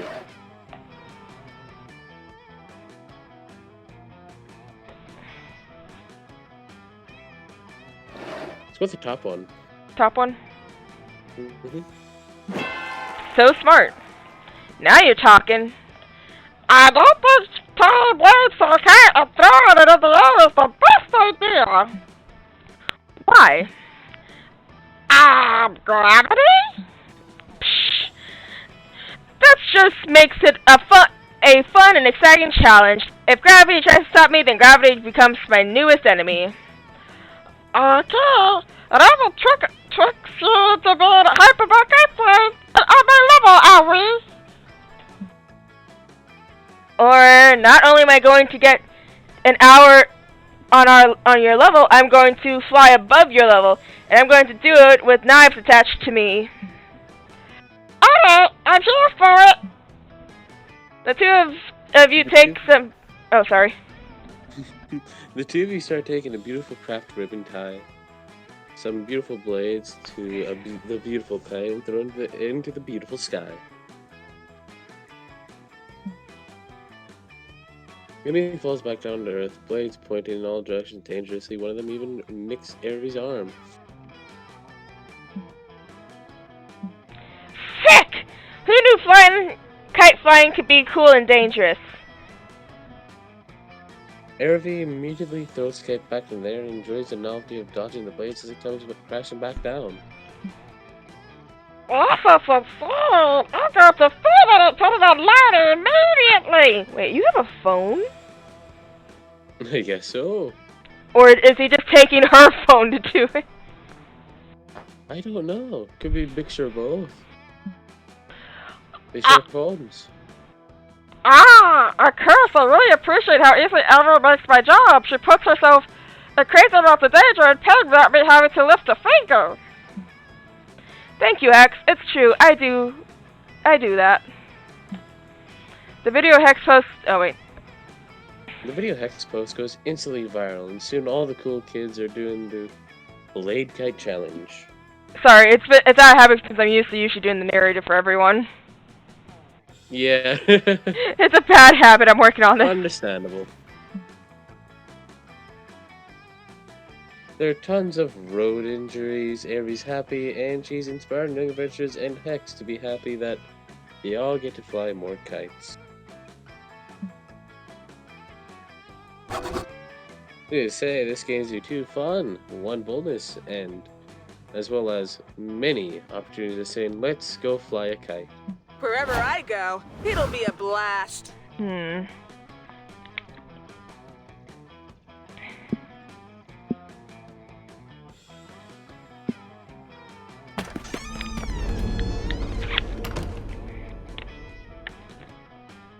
While exploring the haunted manor, you find an enchanted skull who speaks in riddles.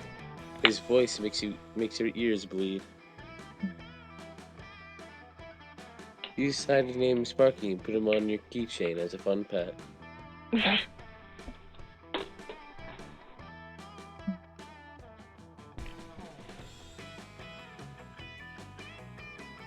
He tells you all sorts of cool things like beware the tides of Venus, and if you meet a guy named Lenny at Costco, don't give him $20. Are you talking about the Lenny from The Simpsons? I guess. Sparky also tells you exactly when and how you'll die. Apparently it's going to involve lots of mozzarella sticks, and you gain 2 bonus for getting that. 2 boldness for getting that foresight. You know, if I die from mozzarella sticks, I'd be okay with this. They're delicious. Just imagine getting crushed by a giant thing of mozzarella sticks. I'll be okay with that. In your final moments, you just, as you painfully die, you eat the mozzarella stick. Yes. You start eating it.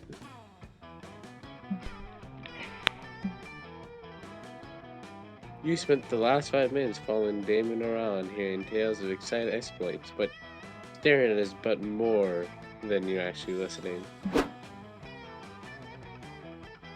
And that's why I can never go back to Rome, and why I have beef with all village people except for the cop. Which is weird because in real life I often punch cop. Oh, I should show you the badge he sent me after I sent him a video of me saying YMCA. Well, burning down the series of YMCAs. I could never find anything in my camp bag that my dad sent me with so little extra stuff that I even imagine I'd ever need while camping. I mean, a tent, a sleeping bag, a compass. When will I ever use any of that? Wait, what's this? It looks like a flashlight, but instead of my light bulb, there's a fleshy looking open mouth. My dad's must have put this in here for me, but why? Oh no, oh dear, you think maybe while the Lavets were packing Damon's equipment, they dropped some equipment of their own. By complete accident. Is it maybe a utensil? It has a mouth. I must use it to pre-chew my food before pouring it in my own mouth.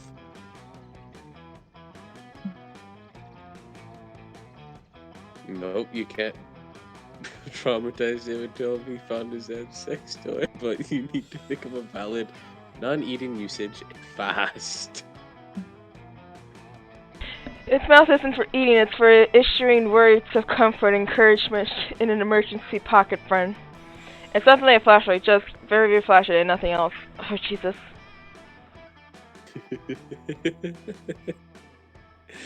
You have to think about how to respond to this. I feel like the top one would be creativity.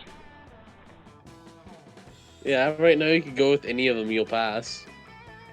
Either one. I hope I'm right. Oh, that was charm! Oh god, no, I didn't pass. Oh shit, you need even more charm. Oh god. Go ahead and read Damien's lines, I'm just gonna go in the corner. Oh, a pocket friend. Of all the flashlights, things a pocket can contain a friend. Is one of the most badass friends and the most metal-ized enemies. Ugh. Damien presses some buttons on the flashlight, and the mouth begins to move and vibrate. Speak up, friend. I can't hear you. Emotionally validate me. Damien presses more button, and to your internal surprise, the friend does indeed begin to talk, but its vocabulary seems to be limited.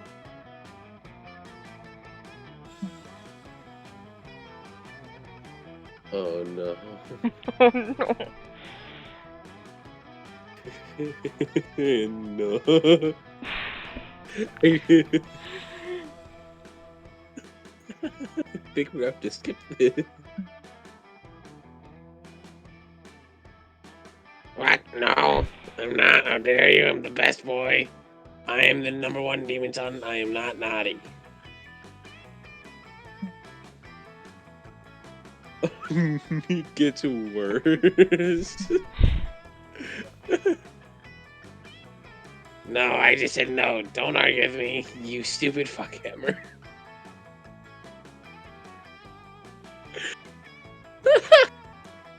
It gets worse. It gets even worse.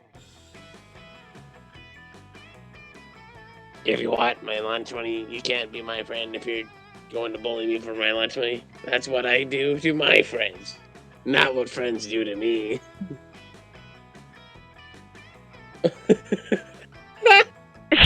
Even worse.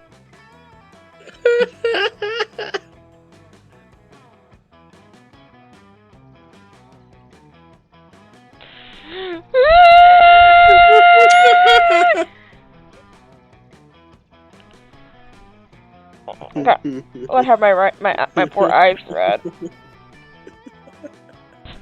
It gets worse. What was my boyfriend just hitting on me this whole time? He was necking me. This is such a fucking bummer. I hate when people follow me around pretending to be a friend, but not really, just trying to get my tight demon pants. It gets even worse as it goes on.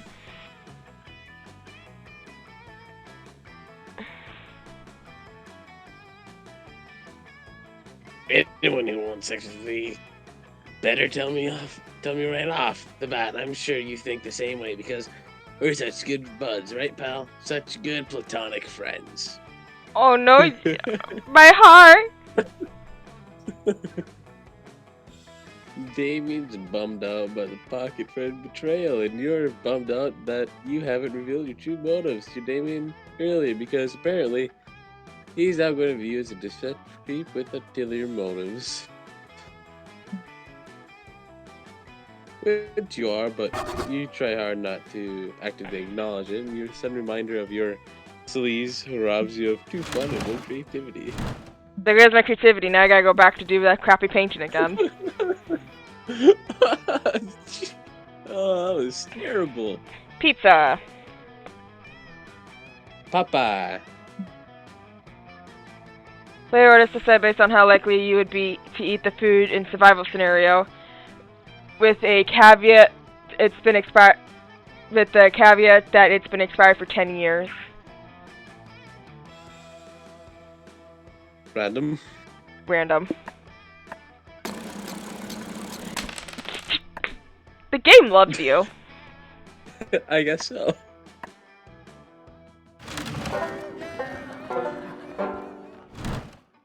Whoa! I hope that fire is safe.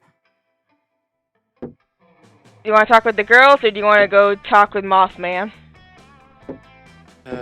So, is there like another campfire night, or? This is the last campfire night, and then the next one would be the shooting stars. Okay, then I have to sit on the left here. Sit with the girls. Yeah.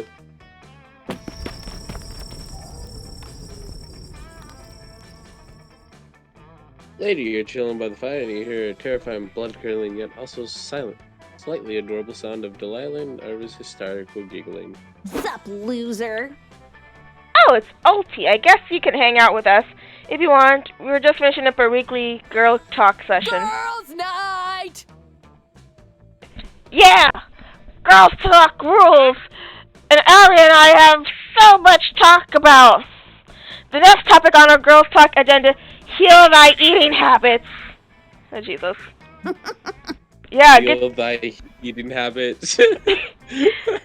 Just going up into a church and just like the preacher, just Heal thy eating habits. Yeah, good topic. Usually I have a small breakfast, but I think the most important meal of the day is the one you consume right before the dungeon mini-boss fight. And also, you should only be eating top-notch ingredients.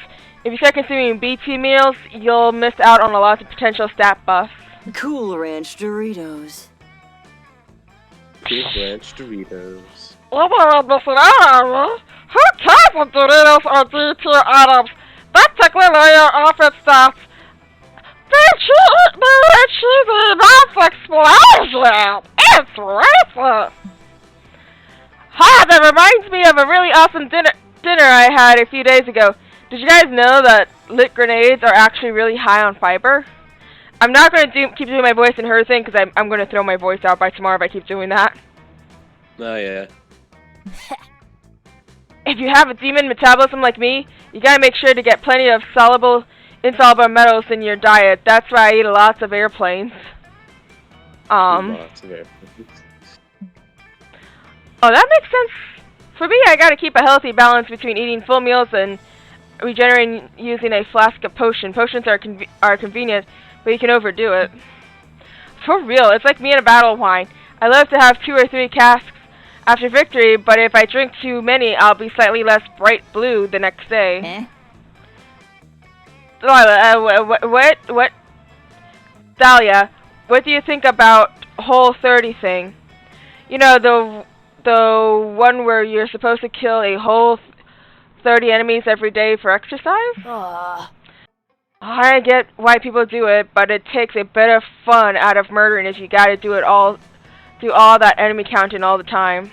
You two are such food jocks. What about you, Ulti? If you're going to girl talk, which of us you gotta give us the tea of your healthy eating habits? I just realized her curse spirit thing is a girl. I just realized that. Yeah, I just thought it was like a weird smoke demon thing. Female smoke demon. Quick, express an opinion on healthy eating habits. Impress one of these lethal hotties to seize the moment, Ulti.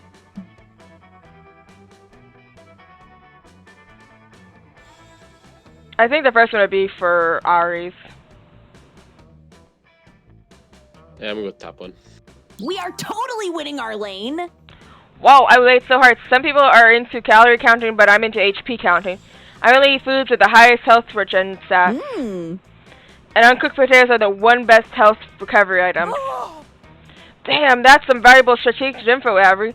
I love girl talk. Just one question. Do the potatoes have to be uncooked? Over it. They totally do. I've been begging. Hold up. Where's my mom outside? Hold up.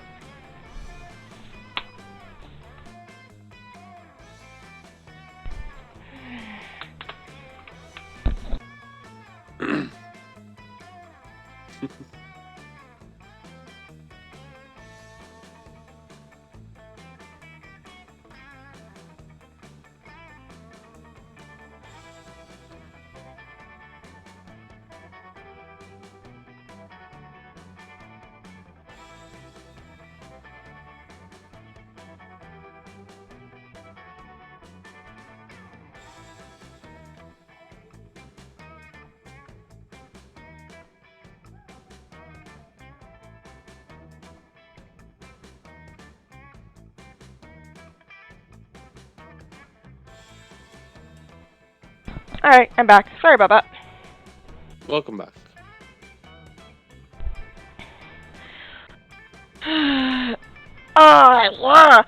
That's totally do. I've been begging over to make french fries or mashed potatoes or even just bake one potato, but she won't do it. Of course I won't. Cooking the potatoes takes valuable time that could be spent finding more raw potatoes, and I can't tell you how many times my ass has been saved by an uncooked potato.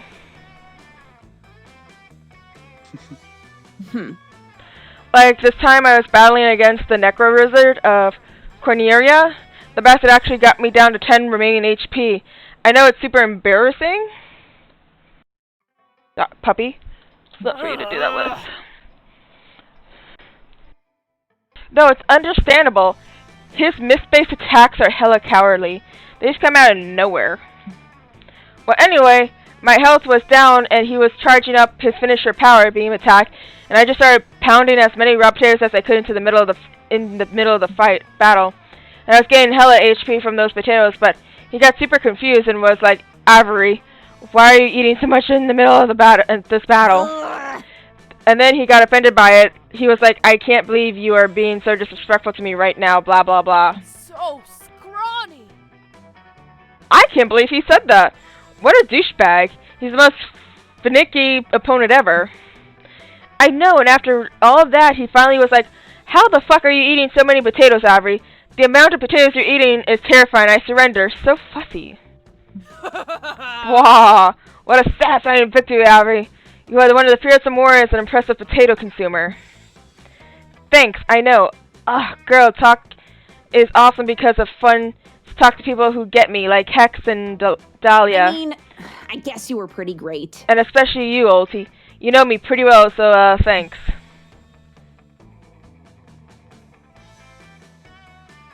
Ares is totally impressed with your boss apple dietary habits, so you two share a romantic dinner of uncooked potatoes later that night. So start, Chief.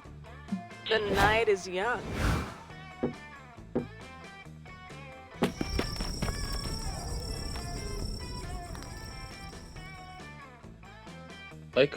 Like any night around Camp Spooky Campfire, the air is filled with the smell of smoke and the sound of bickering. For the last time, Damien, you simply don't have what it takes. What? How can you say that? How can I not have what it takes to be the next bad guy? I'm the baddest dude I know. Be that as it may, you are not the baddest dude that I know. I found many impressive villains in my time, who've done far more villainous things than you ever have.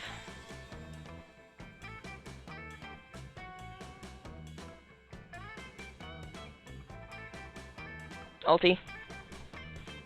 I can get there. I can be more villainous. My whole thing is trying to save the world. Why would I ever encourage you to be more villainous?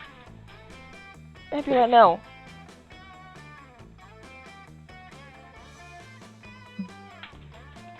Well, if you don't want to encourage me, then get more villainous. And I think I need to admit that I'm already a villain. Ugh, I have a real bad guys to fight, Damien. Some of them are probably planning unspeakable crimes right this second. Give it a rest. Of course, the most unspeakable crime of all would be missing out on this gold opportunity. You press one of your campmates. You leap into action and avert the potential crisis.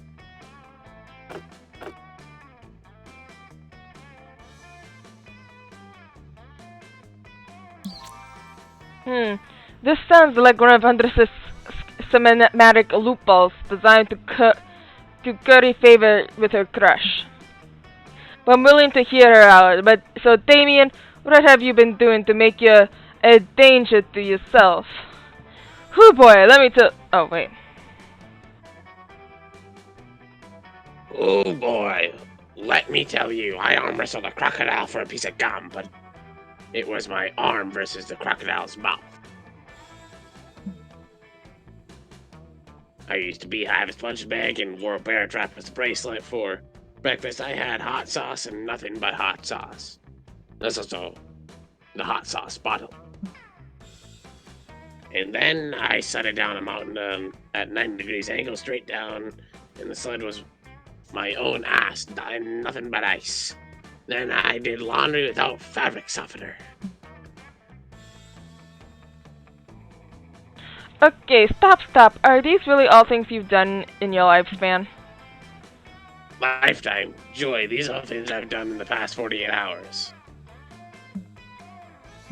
Okay, I may be able to work with that. I think it's pretty clear the first precaution we need to take. Epic laser sword showdown at the edge of a cliff. No, the first thing I'm going to do is wrap you in bubble wrap. Yeah, oh. Yes, our first real fight. Wraps Damon tightly around bubble wrap as he celebrates his defeat, and this is good for you for 3 reasons. 1, Damon is thrilled, so mission accomplished. 2, Damon is now at least 26.47% safer from his own shenanigans. 3, Damon actually looks pretty hot wrapped in bubble wrap. Is this your kink now? Apparently this is your kink now.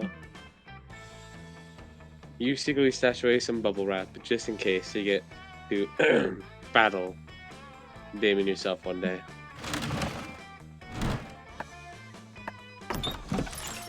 Take a gamble. You all are waiting all week for this moment, visiting Juan and getting a good drink.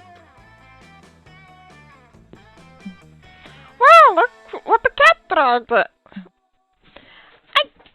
have some drinks here for you. It's up to you which one to drink. Let's see, what's behind door number 1? That looks really good, actually. Yeah, I'll go and take my drink.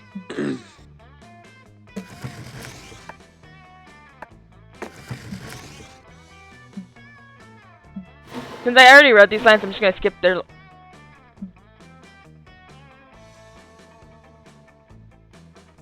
I have a weird feeling if I drink this Get sake... boldness. What? It'll boost up your boldness. You know what? At this point, with how I'm working my luck, why the hell not? It honestly looks like it would boost your boldness for some reason. It's got a skull in it. I feel like it would decrease all my stats. I feel like it would just increase your boldness. It could be one or the other. I'm gonna try my luck with... the risk to you? I'll try the box. Okay. Oh no, you got something even worse. God damn it! I should have done the bomb. Yep. I call this one the Tequila Moonrise.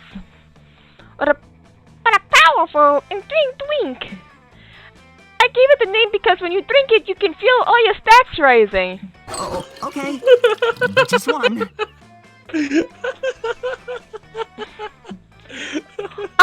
Good old mosquito. It's not a drink, just a magic mosquito that will drain your highest stat. Oh no. But when it's finally in your stomach, it will dissolve and distribute what it's absorbed between the rest of your stats. So you might feel a tickle in your tummy. Shots! Oh, you have no fun. God damn it. I got the good thing, you got the bad thing.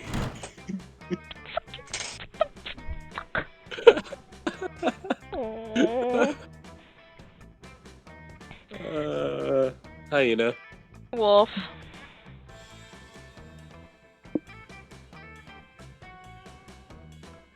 Ooh. I think you would be worse off than me. Would I? Well, do you know how a female hyena gives birth? Or like... Well, logically speaking, hyenas are intelligent creatures. It's pretty, like, it would be pretty easy to become, like, be treated as, like, the pack leader. In a manner, like, in a way. Like, depending on how it's done. So, like, let's say if it was started from puppies. Oh, wait, no, if you were raised by a group of said animals. Okay, yeah, yeah, I guess I sadly got this one. Because wolves will take care of, like, little ones all the time, so... Come on. Yeah. You can do this. So what's my lowest stat? Yours is creativity, it's at a 9. Alright. Time to go there. And you need to work on your fun, since you have 0 now. Yep. I've already... Yeah, this... Oh wait, no. That day, the scouts make braid chains as team building exercise. You learn all sorts of new ways to braid hair.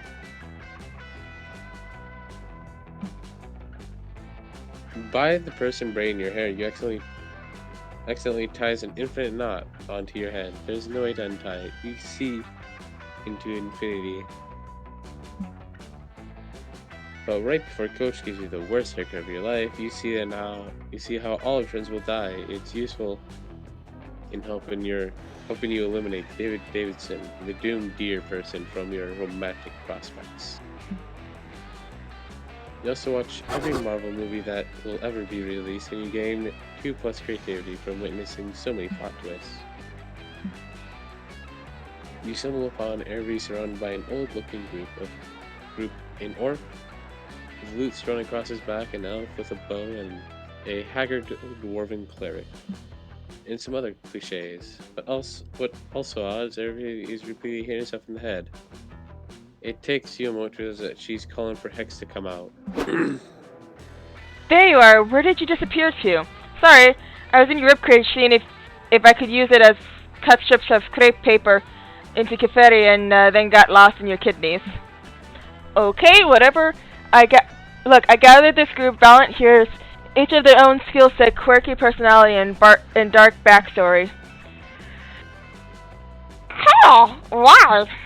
What do you mean, why? You asked me to. You said to organize a party. Honestly, I never liked you more than I did in that moment. When I realized you have finally taken an interest in things I enjoy, I'm getting excited to raid a dungeon. Raid a dungeon? Oh, when I said party, I meant party. Like with pizza, confetti, and music and drinks. I'm just taking it easy on my poor voice at the end of this. Yeah. Can't you just have a normal fun without needing to go into a dark maze-like dungeon and kill monsters? Gosh. I feel like we will never truly understand each other. You are so one-note, Aravi. Just like the rest of your troopy friends. I was really trying to bond. I mean, we're already bonded in that your curse that's attached itself to me, but I mean the spiritual kind. Harry seems generally disappointed. You can't have that time to turn this party into a party. So Hex will be happy, and Ervi will also be happy.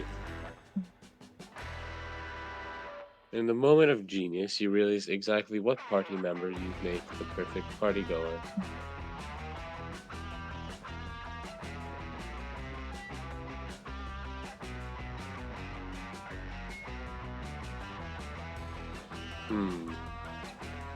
Cake. The first one? Yeah.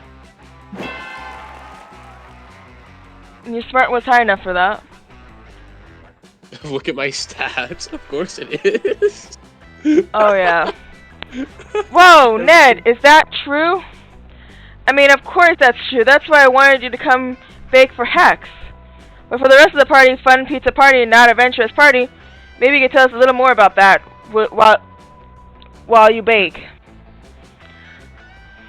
Sure, Ned says, looking a little embarrassed to be upon the spot, but I will study in the Lich and live in economy for necromantic arts and artisanal baking. I'm absolutely botching that word, but... That's actually amazing. How did you know you wanted to be a necromancer and a baker?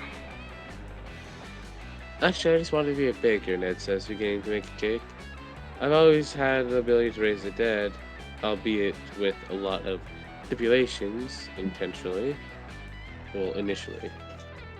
I used my passion for baking to open a pie shop, but when I brought my childhood sweetheart back to life, my magic prevented me from touching her. I decided to formally study necromancy. Once I leveled up enough, I was able to resurrect her in more traditional formal ceremony, which allowed us to kiss. We got married and lived happily ever after. Who knew? What an interesting life story you have with interests outside of venturing in necromancy. I always thought it would make a good TV show, but only if you told my whole story, because it would be heartbreaking to cut it off before I succeed in finding my way to get together with the love of my life. Cake then, you can stop over sharing now. Here, Hex, eat some of this delicious cake, and has everyone else been hiding any secret backstory / hobbies? The cleric continually steps forward. Well, even though I am known for my divine powers of love and healing, what I really want to do is play basketball. Monk Barbarian raises his hand. Although known for my skill in hand-to-hand combat, I've also immense proficiency in ballet and double Dutch jumping rope. Do you know something here, Avery? That the monk barbarian's jump rope is actually some guy's intestines? No! It's that they have other interests too, and look, none of them are any less amazing adventurers. After all, there are people you called when you wanted a party, right? I guess you're right. Maybe we can turn this into a party and a chance for me to, dare say, pick up a new hobby. Love it! Also, since it was your idea to ask Ned, do you think you could help me figure out what I like? who periodically manage to make an innuendo and instead smile and go around with Avery trying everything from ballet to breadworking to billiards.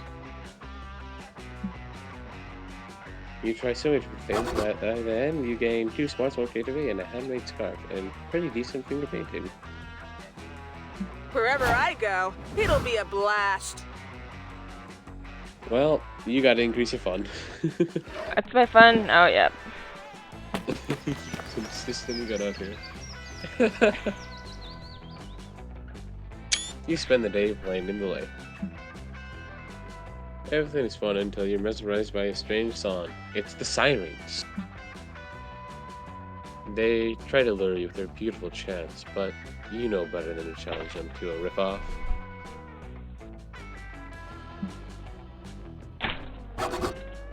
They kick your ass, but you all definitely have a lot of fun.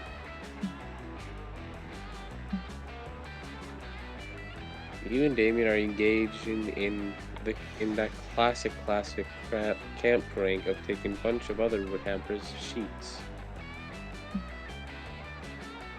and tying them together to create a complicated net involving Rube Goldberg-esque deadfall trap. Goldberg's. Ah, nice work, Huntress. Our friends will never know what hit them, especially if it kills them. Hand me my bag, will ya? I need to find the hilarious Will Spikes for the bottom to pick.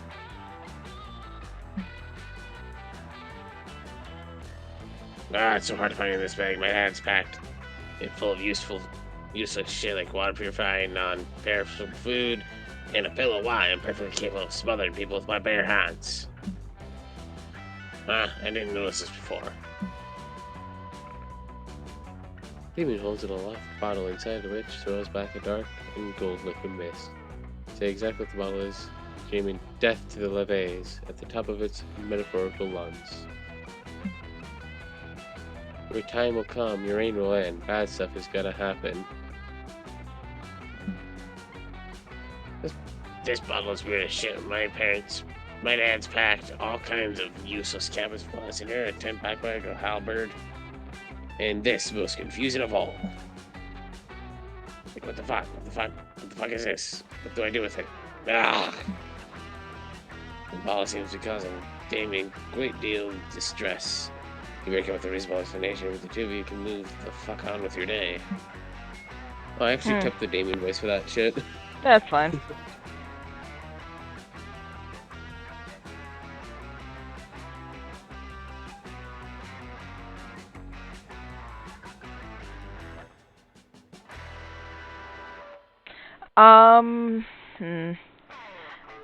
I feel like that would be my creativity right there, saying that.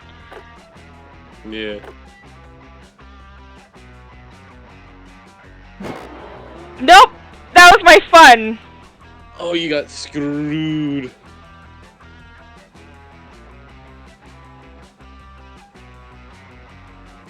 Go for it, Ulti. Oh, of course, I forgot what my alarm clock looks like because I was smashed mine.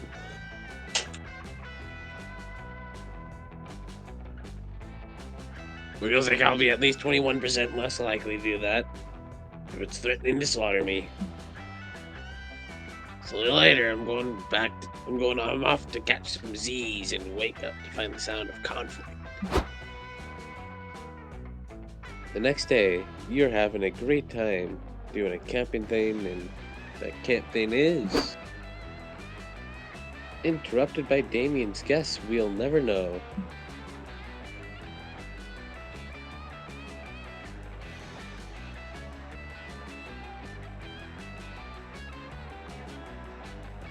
Hey, Huntress, guess what? My new alarm clock, it fucking sucks. Alarm didn't make any noise this morning, and I missed camp breakfast. I love camp breakfast. I don't know why it didn't wake me up. Usually I won't stop screaming.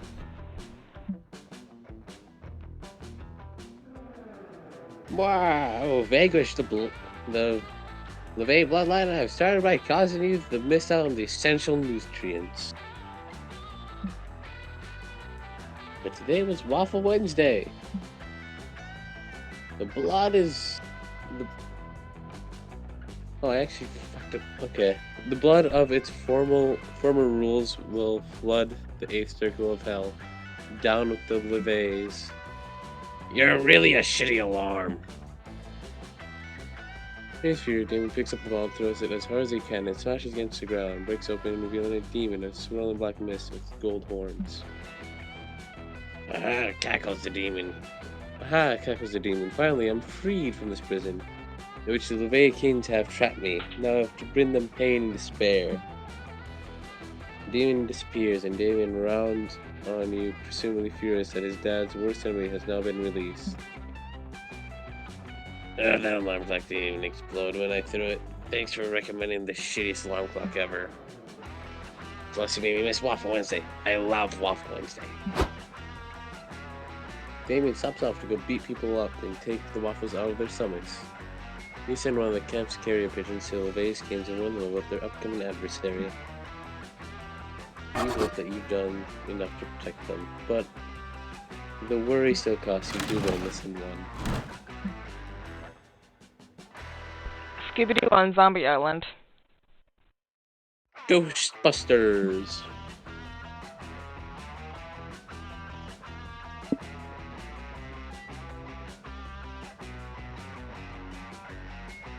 I mean, which one of us would have a better shot? I think it might be me here. Mm. It's Ghostbusters. You just switch up 1 or 2 details that people will never notice. Come on, you can do this. Your lowest stat is charm. Alright.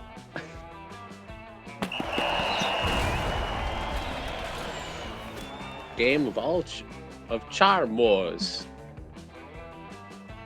The rules are simple. You must gain charm by the end of the round or you'll die instantly. Also, you better earn some charm quick. Like, in the next 10 seconds or you're gonna fucking die. Holy shit, earn some charm already. Oh, okay, thank God, you just earned 2 charm. Phew, that was way too close.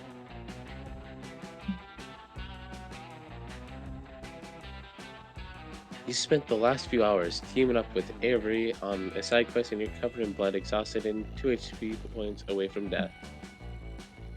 Well, if you find just 1 more lost chicken and return it to the village farmer, you'll get 20 rupees. Bitch. Love the Zelda reference. Yeah. Spot that last chicken hanging on the farmer's roof, and you hop up there and catch that rooster and dunk that bird down in the chicken's pen. Side quest complete. Here for it. Dang, that was like Santana feet Rob Thomas levels of smooth. Pretty sick cock wrangling, ulti. Shut up, Hex! Hex, don't say that word. They're chickens, okay? Or call them cuckoos, if you want to use the accurate in-game terminology. I mean, I guess you were pretty great. Hex is right, though. That was awesome, ulti. I can tell you took my advice about leveling up your agility. It's paying off. I really like when you spend time together. It's a shame that you're off meta now. Off meta, that's weird. You're fully aware that your PC is PC in a video game, and you thought that you were very meta. Never ask Avery what she means. Yeah! Oh well, the truth is I'm not really into casual relationships. I exclusively do hardcore competitive long-term dating. When I date somebody, I give it my all. Get good! So obviously, if you're a competitive dater, you have to read all the patch notes. I've critical info for optimizing the partner selection. I can't fuck up my kiss/date ratio. And this sort of is awkward, but I have you looked at the buffs and nerfs of the latest patch. Some of your stats were reworked. Listen, I'm just gonna say it. Ulti, they nerfed you super bad, and now your dating you is totally off meta. Strategically, you're a D tier partner. Aw, don't feel too bad, Ulti. Maybe some filthy date you as a joke. You pulled the latest patch notes and go through the pro forums, and it was totally right. Dating was off meta, using a Master Ball on a Zubat. First off, since romantic picnics are on the rise this summer, partners who are allergic to bees or just super scared of them have been nerfed. You're both. Also, 2 new masters got a food truck and trendy Instagram donut shop. They're both way too small for your special move to be effective. And that's it, super horny type players no longer get charm off against tsundere types. Fuck, you're relying on that score bonus. Ew. Whoa, I take back what I said. With those stats, you would have to be fucking idiot to date Ulti. Yeah, it really sucks that this patch nerfed you so hard. I was starting to think that we were pretty compatible teammates, you know? Shit, you had a huge crush on everyone. This is dumb competitive. Dating meta is is Cuckoo blocking you? Your purpose is clear. Convince Avery that you're a good pick for competitive long-term dating, despite the current meta. But how? How? Convince a hardcore dating pro to write online guide on how to date. The current meta favors tank players because it requires consideration and favors this. We'll go with the top one.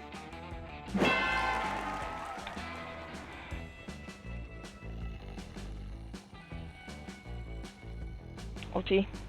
Genius. Avery's will totally date you if there's thorough strategy guide detailing your strengths, weaknesses, what maps you play best on.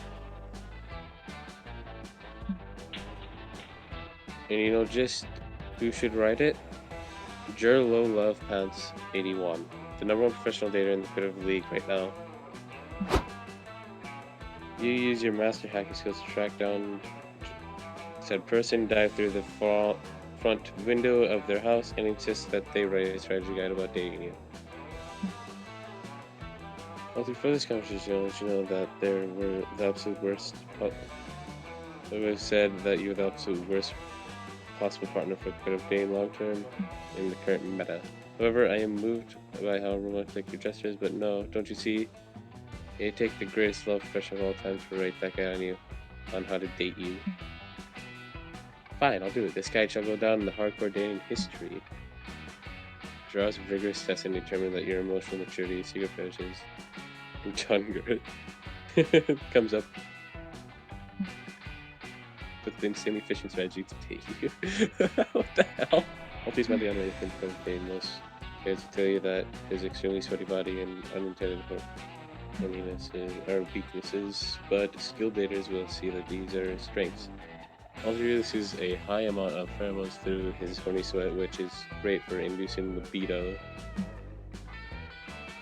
Lastly, do not underestimate the element of surprise. Since so few people date Ulti, you will get a surprise attack bonus for any double date matches. Publishes the guide. Yes, Avery follows the meta super closely, and she would see that you're just praying that she doesn't have #altstrat muted. Oh. Hey, Ulti, I wanted to apologize for what I said the other day. You know, when I said you'd be a terrible option for long-term hardcore dating? Because I'm pretty intrigued by some of the off-meta strategies I've been hearing about lately.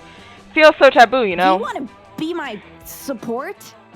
I was wondering if dating you could be an unexpected shortcut to a higher competitive ranking, which is basically the highest compliment I could give a potential romantic partner. It respects the whole afternoon practicing competitive dating formulas with you. She gives you a few tips on your form, and you gain 3 bonus. Ha. Leave it to me.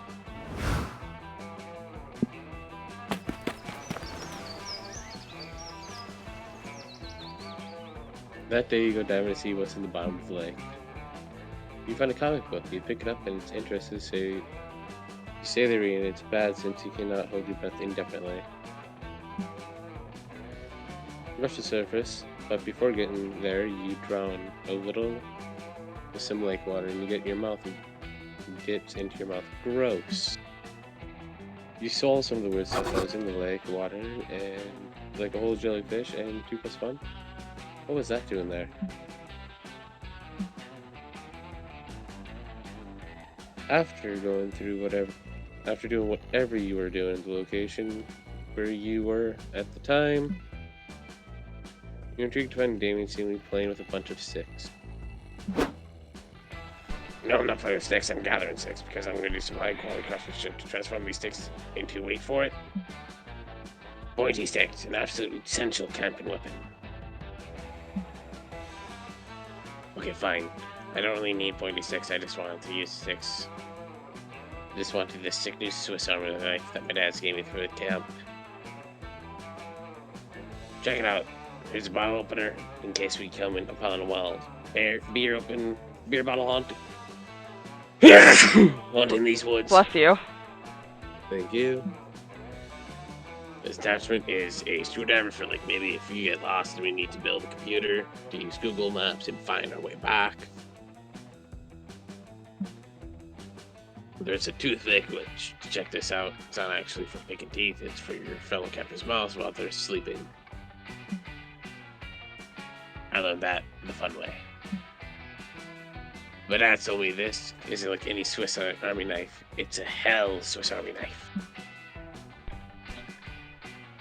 It's not from Switzerland in Europe. It's from the Switzerland located in the third circle of hell. Since it's from hell, I know it's got some sick secret tools that you have to discover for yourself. But I want to use them now. Tell me your secret's safe. Tell me. I was screaming this in all day, but still won't reveal them. Sucks. How do I get my knife to show me the hidden tools?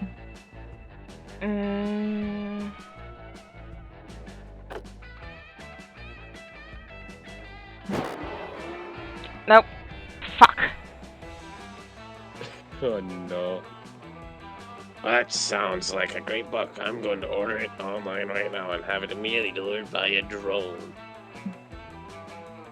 Here it is, Little Kenny Knows His Life by Oswald Rauschenberger and ordered.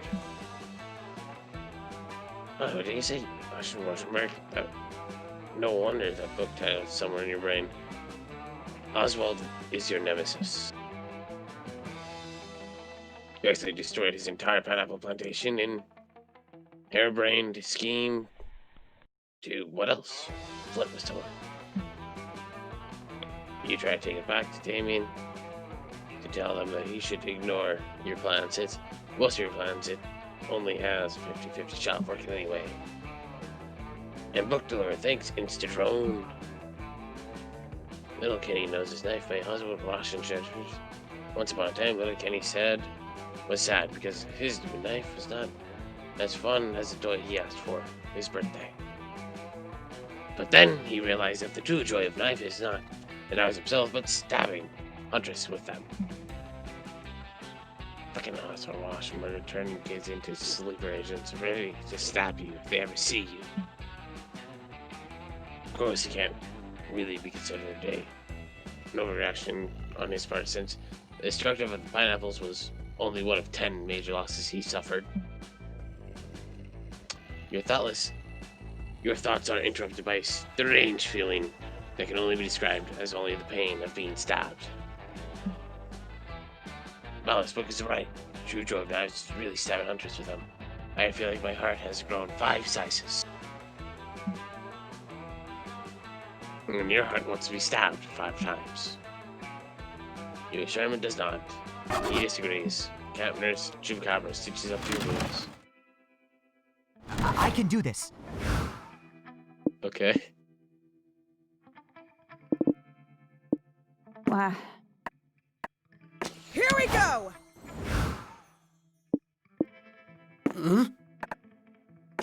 Light it up! Let's see what happens here.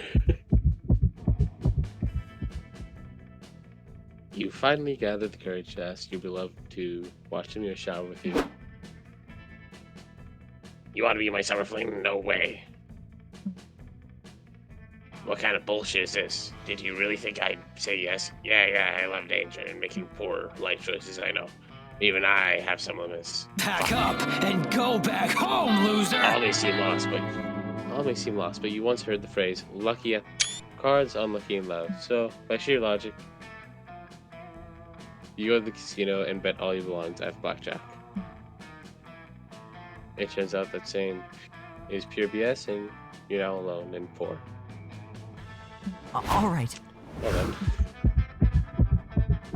You finally got the courage to ask your beloved to watch the premiere show with you. Wait, you want... Look, this is part you read. Oh, right. Wait, you want to be my summer fling? Wow. Like dating? Okay. I mean, we could totally get in competitive dating. Yeah, you versus me. get ready for an intense session of dating, Loki.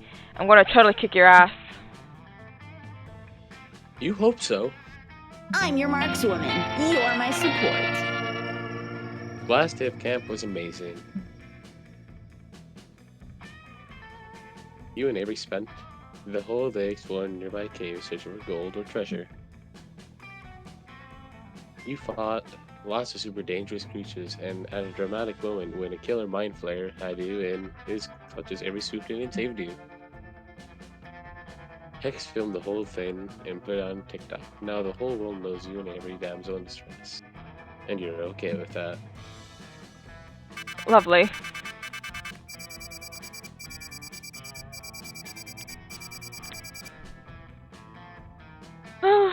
Thank you guys so much for watching. If you enjoyed it, do hit the like button down below, leave a comment down below, and subscribe for more videos. Got anything to say before I end this? See you guys around. Bye-bye.